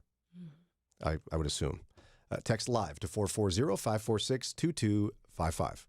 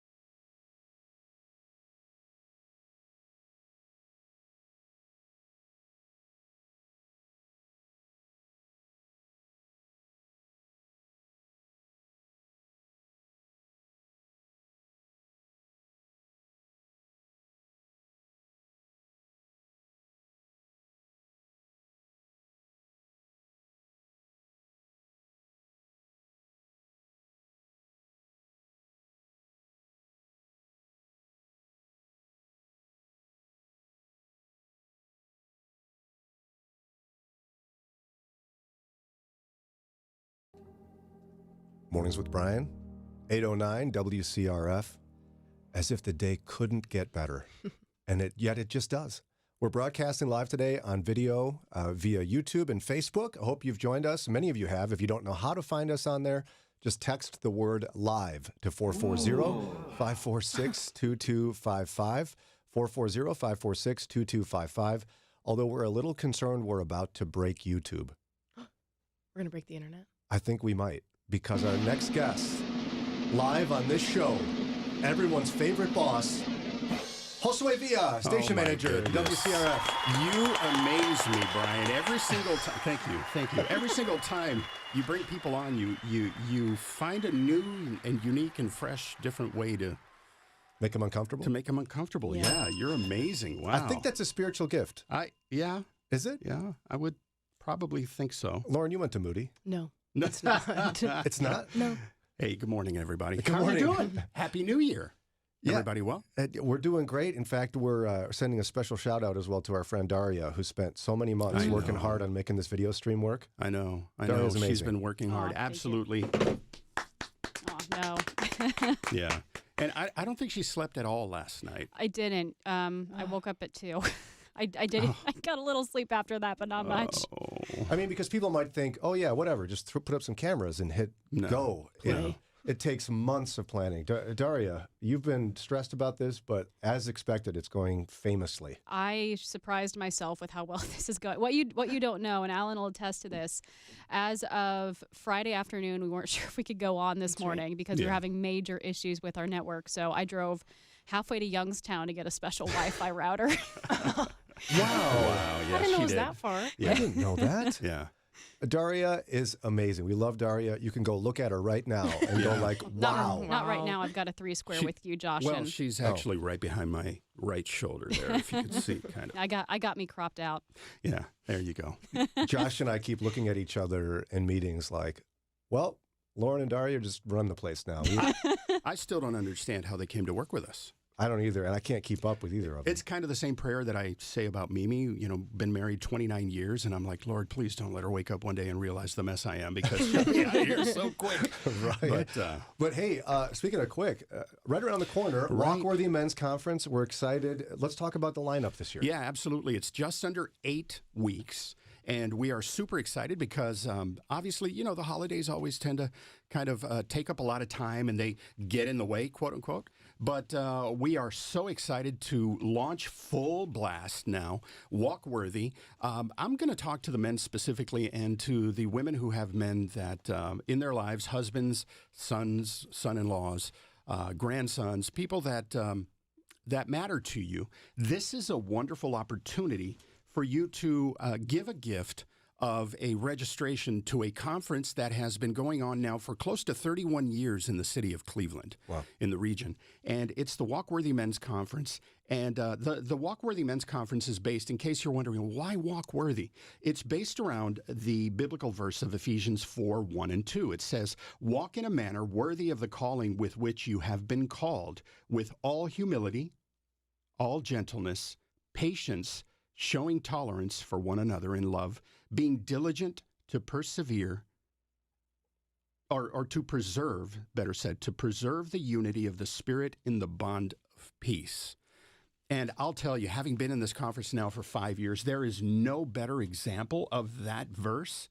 And you've seen it, Lauren, when you're at the women's conference, when you know you've been at the men's conference, and you see this room of anywhere between 1,000 to 1,400 men, just engulfed in praise and worship and adoration to Jesus. And you see how desperately they are clinging to every word that comes out of the mouth of every speaker that we bring in, because we're prayerful about who we bring in. We want to ensure that who we bring in is vetted, that they have a significant solid walk with the Lord, and that they are people that have experience in preaching the gospel. And I'll tell you, I'll warn you right now, this is not a conference that is fluffy. This is not a conference that's going to make you, pat you on the back and say, you're the greatest thing since sliced bread, or what does everybody say now? You know, speak your truth. Live your truth. Is that what they say, Lauren? I think so. Well, you know that. Yeah, right. No, I'm a firm believer that your truth. That's one of my personal pet peeves. I'm like, wait, hold on. There's only one truth. That's right. It's the truth of Jesus Christ, what's written in God's Word. So if you're expecting to come into the conference and be coddled, you're expecting to come in and us tell you how great you are. Yeah, we are encouraging, absolutely, and we encourage each other. But I'll tell you, when you look around that room, you'll see a lot of men that are broken, a lot of men that are in desperate need of Jesus, more today than yesterday.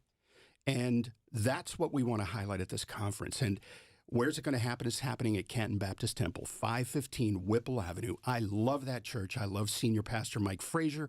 I love Robert Hagee and his team. I love everyone at Canton Baptist Temple. They're an amazing partner. And this is the second year that we'll be holding Walkworthy there. And tickets are available now. All you need to do is text the word WALK to 440-546-2255. You'll get the link back. You can register. Tickets are $65. You can attend in person for $65. That includes a meal. That includes some books and some resources. You'll also be able to experience the live taping. Is that, live I think taping. that's right. Yeah. So, because Chris Brooks doesn't do a show live on Saturday. So what we will do is we will tape the show and then it'll air at a later date for broadcast. So you'll be a part of that. And the lineup is phenomenal. You guys already talked about it, right? Dr. Nick Gatsky, senior pastor of Old North in Canfield. He's also spoken twice, I think it is, or once at Founders Week. Just once at Founders Week. Just once at Founders Week. It felt like two times because it was so good.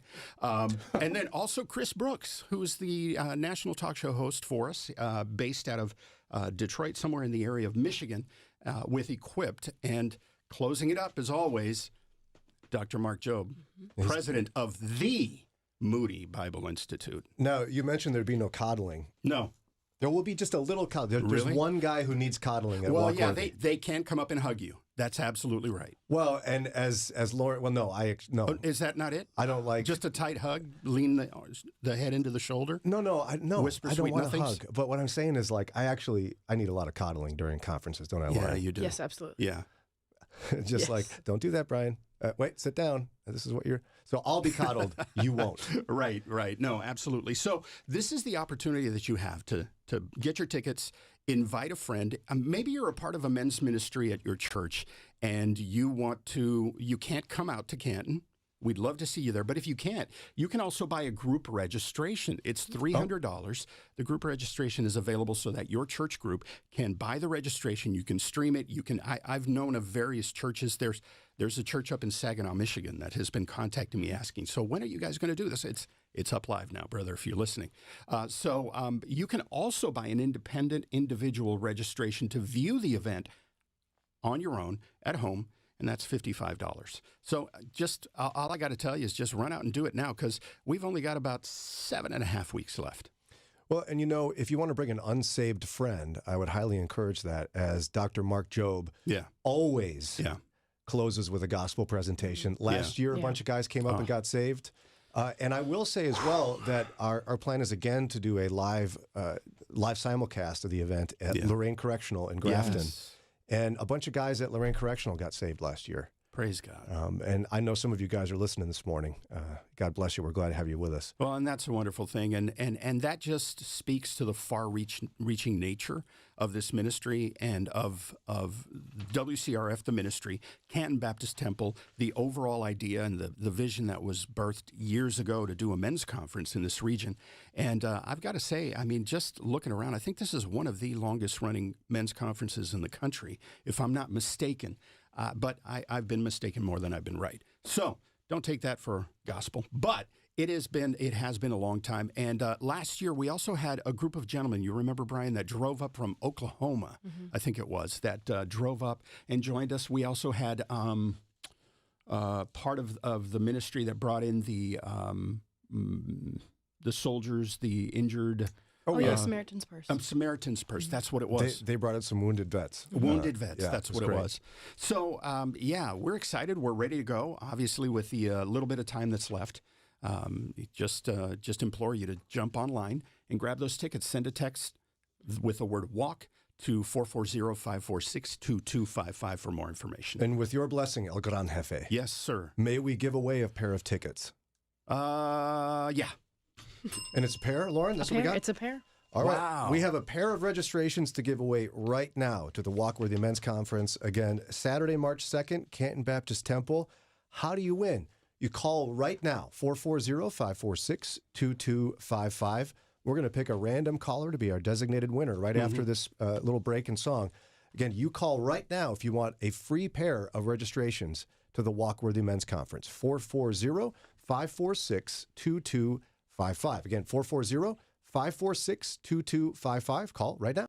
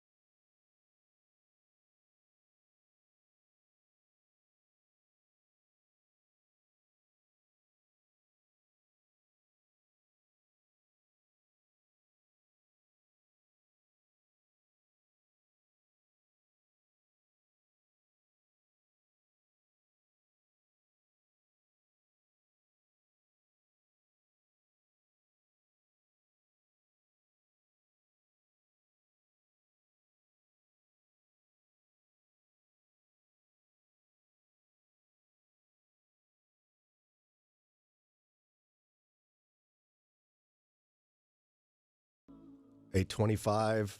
Mornings with Brian, WCRF. We got a pair of registrations to give away this very moment to the Walkworthy Men's Conference coming up Saturday, March 2nd, Canton Baptist Temple. We got our station manager in here. This is the real deal. This is 1976 disco playing. Brian chose this on his own. Yeah. I didn't hear it at all. If you open his heart, this is what plays. That's he true. has a white leisure suit. And in case you're watching on video, it's a miracle that Josh's video is not upside down.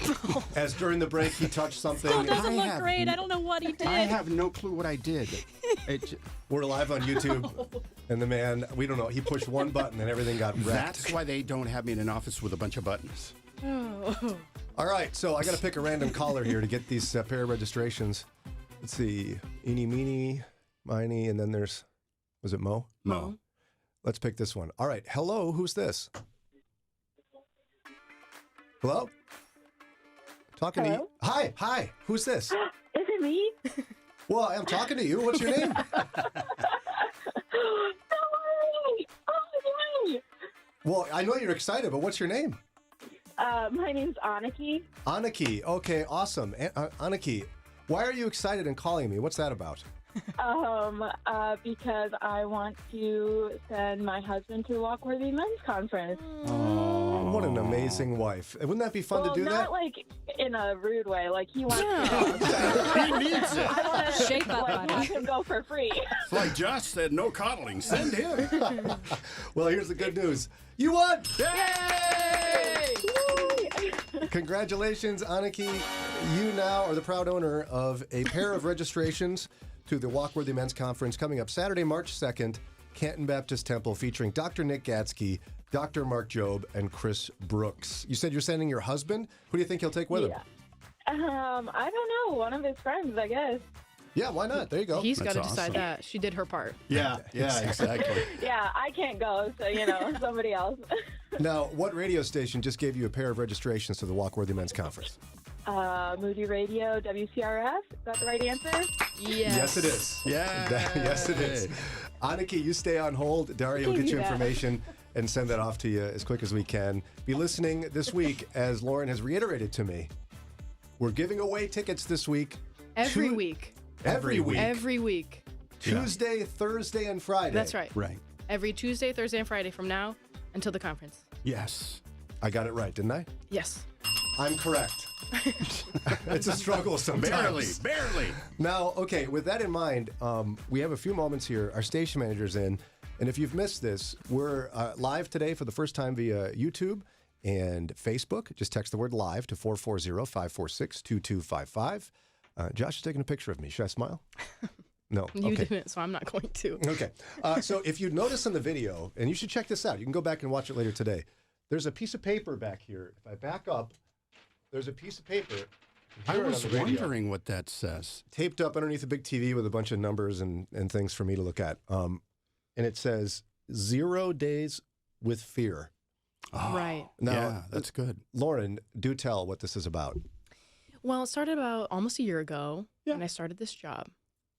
I was at home in my bedroom office, and Josh via texts me, and he said, "Did you hear that? That's Brian's safety word, crutch word. It's fear not."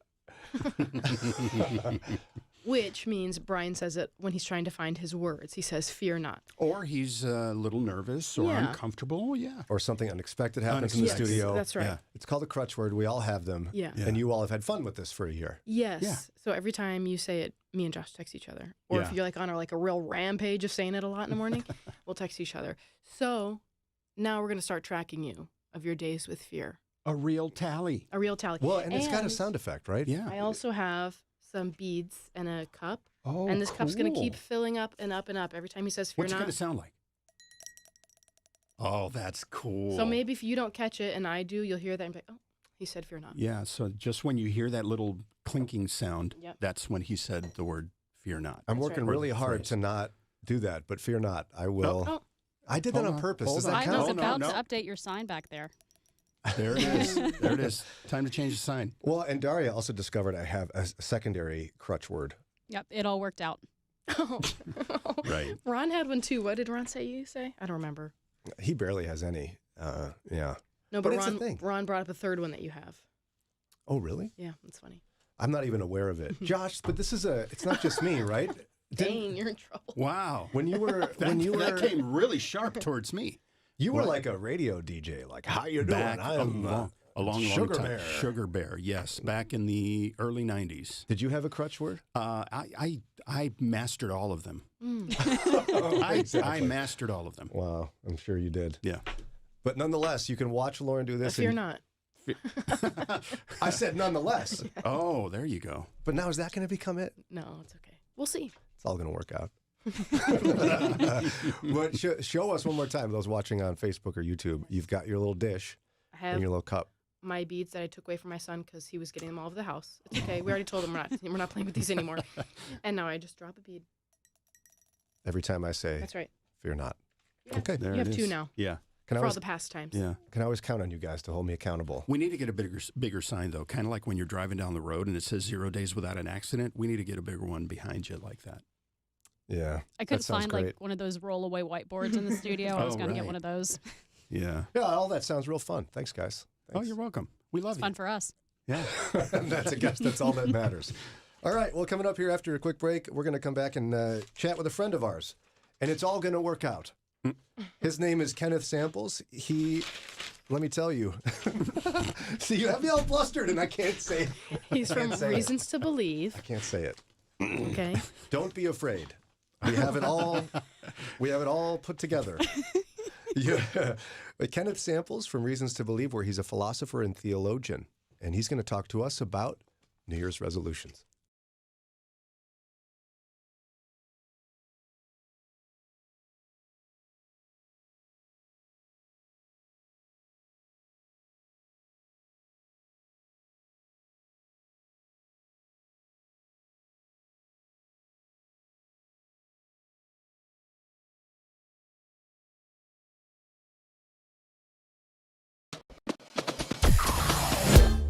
Mornings with Brian.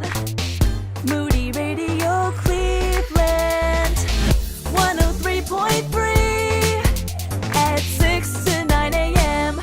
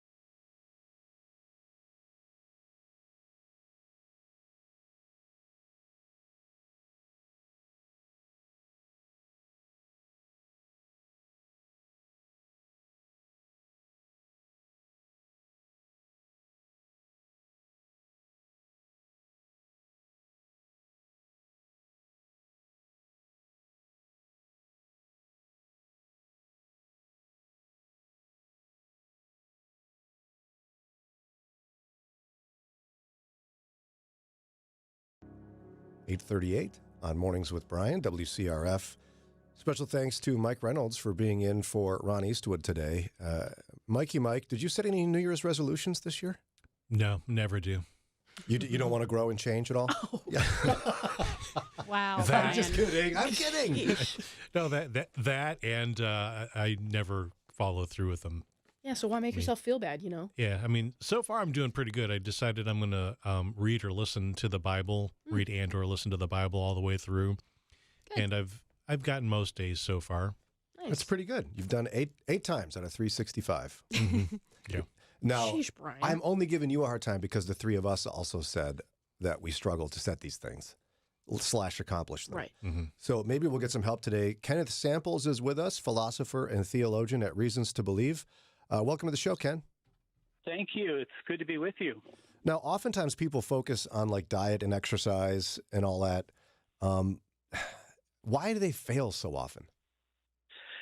Yeah, that's a great question. I think by and large it relates to we're sinners and we make goals and sometimes we miss them. The good news is God forgives us in those ways. What I try to encourage people is, hey, exercise and diet is excellent, but how about maybe some exercise for the mind? Loving the Lord with all that you are as a human being. So I kind of, as a philosopher, I try to encourage people to take New Year's resolutions for the mind. Okay, so you gave one small example of that. What are some accessible resolutions for the mind we could set this year? Yeah, I think you could do maybe first start with the idea of how much time do you spend on entertainment, maybe as opposed to like pursuing knowledge and information and wisdom. I'm sure, we all have these places where we can go to watch movies or television programs. You might want to take stock and say, well, how much of my free time kind of goes to entertainment? Could I take some of that time? And by the way, there are some really good movies that do challenge you in terms of thinking about deep types of things. Another thing that I like to do is I try to pick some of the best Christian books, not just in our contemporary time, but maybe for all time. I think of St. Augustine's classic book, The Confessions, or C.S. Lewis's Mere Christianity. Maybe pick 6 of those books so maybe you could read them over a 2-month period. There are a lot of great things that can kind of challenge you. And another thing I would recommend, what about taking intellectual field trips, going to an art museum, going to a place that may challenge you in the area of science or something of that nature? Now, for many folks, the books you mentioned, they're more challenging. It's not like easy reading. What are your recommendations on how to approach something like that if you're not used to dense theological works? Yeah, very good. That's a very fair question. One of my intellectual heroes was Mortimer Adler. He's one of the great philosophers of the 20th century. He said a classic book is a book that you can never exhaust. It is so deep that every time you read it, you get more out of it. I mean, think of Scripture. You never get tired of reading the book of Romans. Wherever you are in life, it speaks to you. So these books are a little thicker. They're more challenging. But maybe if you just chose like maybe 6 or maybe 3, it's going to take more of your time, but you're going to get more out of it. And, you don't have to put a lot of pressure on yourself, but, I've been reading Mere Christianity for 40 years. Every time I pick it up, it's like, wow, it's still challenging me. Yeah. It's still speaking to me. And I go at a slower pace. I was reading some Tozer a while back, and I had to just slow down because there was so much in each word. Yeah, that's exactly right. I wouldn't put a lot of pressure on yourself. A lot of these books are available as audio books. That's kind of an interesting way where you can listen to it and follow it, reading the book in your hand. Those are great ways of doing it. And, I think we live at a time where our churches don't demand a lot from us intellectually. I think our churches should have an element to them that is like a school. So, evangelicals can do a bit more, less with entertainment, maybe a more with reading and thinking and studying. Talk to me a bit about God's commitments versus our commitments, because at its core, a New Year's resolution is a commitment. That's right. Well, we started off by saying that, our problem with being broken human beings is that we make commitments and a lot of times we don't keep them. And yet the idea that I like to talk about is loving God, loving Him with all that we are. I mean, I want to use my financial resources to love God. I want to love God with, everything I have. And part of that is loving Him with our minds. I think, Scripture has these kind of intellectual virtues: test all things, hold on to that which is good. The Bereans were more noble than the Thessalonians because they looked at the Hebrew Scriptures and checked them against what Paul said. I think we see this in Scripture. 1 John, don't believe things too quickly. Many false prophets have gone out into the world. So what I like to say is that these commitments about being careful, being discerning, that's part of our love for God. The Lord, He wants us to be people who are devoted. And of course, when we don't keep our commitments, we can find forgiveness, we can find encouragement. Now, I noticed one of the resolutions you haven't mentioned yet is the so common. Many Christians and whole churches do reading through the Bible in a year. What's your take on that approach and that concept? I think those are very, very positive. I commute to work in the morning, and I like to listen to books on tape. Listening to Scripture is great. I think any means in which you can do some of that is very, very good. So it's a both and. I encourage all of that. And I'm curious about your take on one of my concerns, though. Like, if somebody were to do this every year in and year out, my concern is they're not going to capture some of the depth that is only caught when you slow down and really study one book for an extended period of time or one chapter. Yeah, I have students who come to me and people in my church as well. I'll recommend Augustine's Confessions or Blaise Pascal's Pensées or C.S. Lewis's The Problem of Pain, and they say, Ken, those books are, they're challenging. I get part of the way through and I maybe lose a little interest. But these are classic books. These are books that are really going to move you. They're not going to leave you the way you are.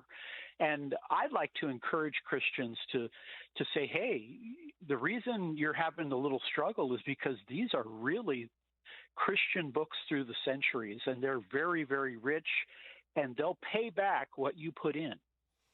Well, there it is. Again, this is Mornings with Brian on WCRF. It's 8:46. Our guest has been Kenneth Samples. He's a philosopher and theologian with reasons to believe.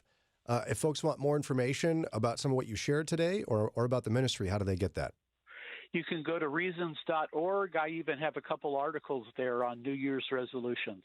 Wonderful. Again, reasons.org. That's reasons.org. Thanks a lot, Ken. Thank you. Bye-bye. It's 8:47 on Mornings with Brian. Stick with us. Almost done.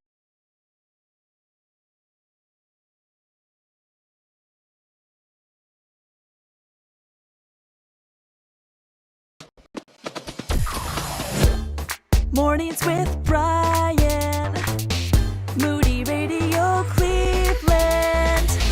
103.3 at 6 to 9 a.m.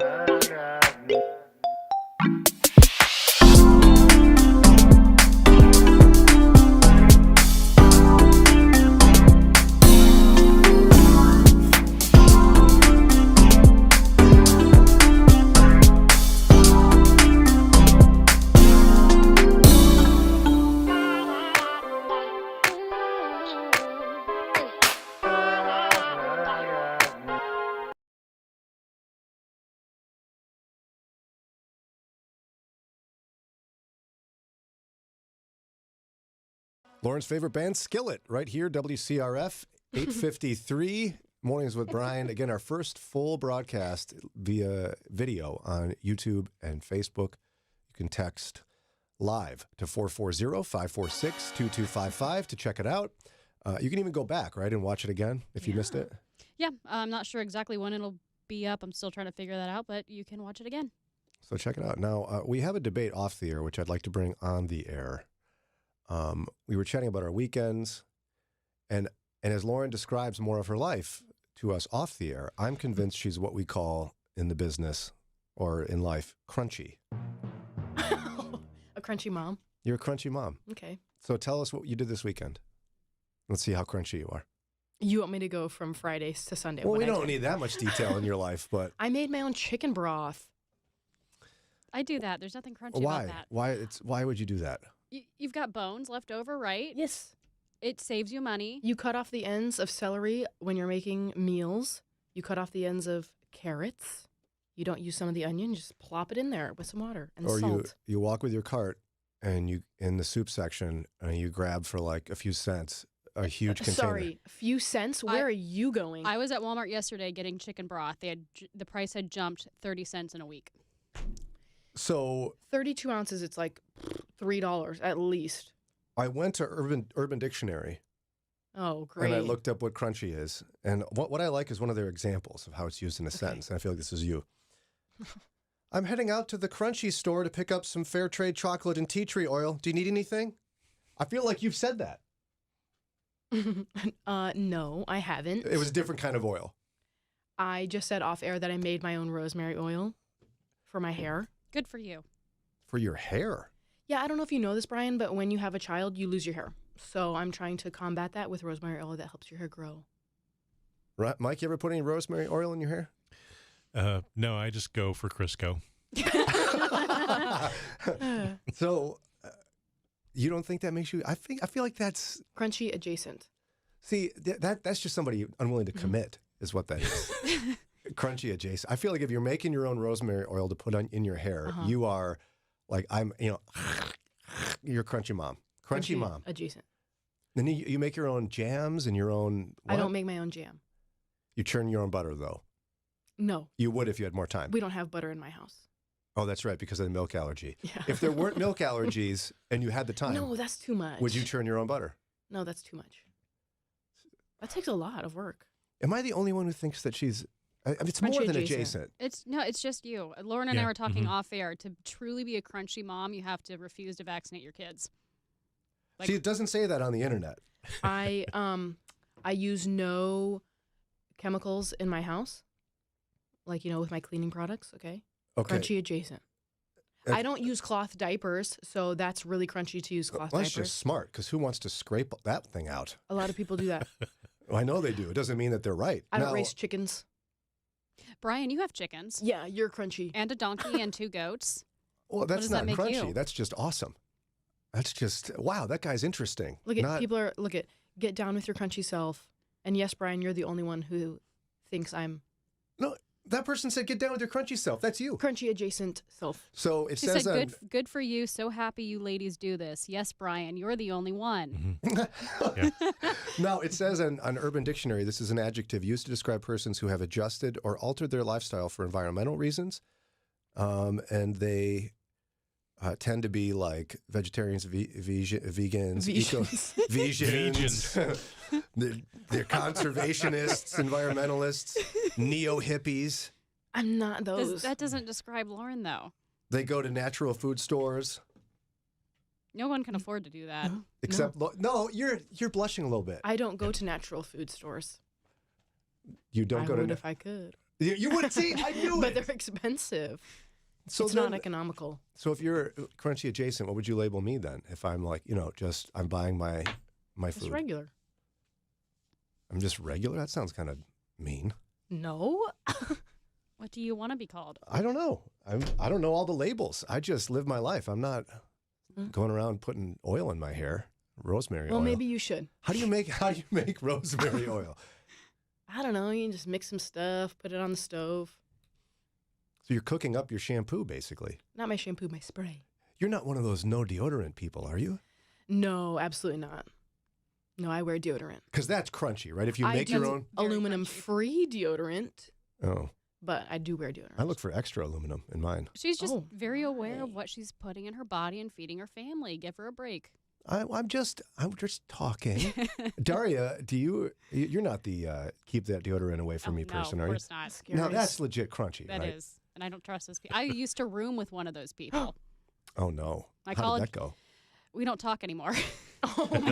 My college roommate of 2.5 years, I would describe as a very crunchy person. Did they just embrace the stink, or do they have alternatives that don't work?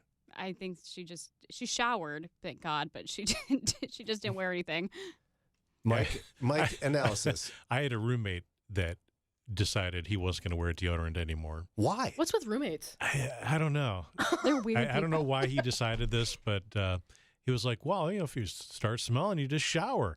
So we were talking in the living room, and he just come back from working out, and he was hanging over the couch talking to me, and I'm like, can you take a shower? He looked at me with a dirty look, but then he took a shower at least. I got to tell you the weirdest thing my roommate did. She was coming down with a cold. So instead of taking some NyQuil or whatever like you do, she put potato peels in her socks because that apparently sucks all the toxins out. What? This is a real person. I've heard that before, I lived yeah. with her. And does she walk around with these? She would sleep with it. Crunching around. And then in the morning, the potato peels are black because they've been touching your dirty feet all night. Like the And Grinch? That's proof, I guess, that all the toxins are gone from your body and you're not sick anymore. I don't know. If you just leave potato skins out on the counter They get overnight, very in the morning, gross. Yeah, they'll they're turn nasty. black because of the oxygen. It has The grossest thing The I've ever toxins. smelled. because of the oxygen. Oxygen. Toxygens. Isn't that funny? Have you? But I feel like you've thought about doing that, Lauren. No, I haven't. You've considered it. No. Have you done something like that? You're like rubbing garlic on your elbows or something, or No. putting oatmeal in your ears, or Crunchy adjacent. crunchy adjacent. Okay. That's why I'm crunchy adjacent. All right. Well, you've heard I it do here the first. same things. Well, you wear deodorant. That sounds insane. I don't think so. But it's aluminum free. I don't even know where to get that. Where do you get that? Any store. At the store. Why do I care about that? Oh. I put You aluminum. don't have to care about it. Okay, because That's I your don't. choice not to care about it. Are my armpits gonna fall off or something? Because I have No. aluminum in them. No. Are you worried about this, Mike? Sort of. I buy aluminum-free deodorant, but You do? most of deodorant is, and antiperspirant cannot be. At least normal antiperspirant cannot be aluminum-free.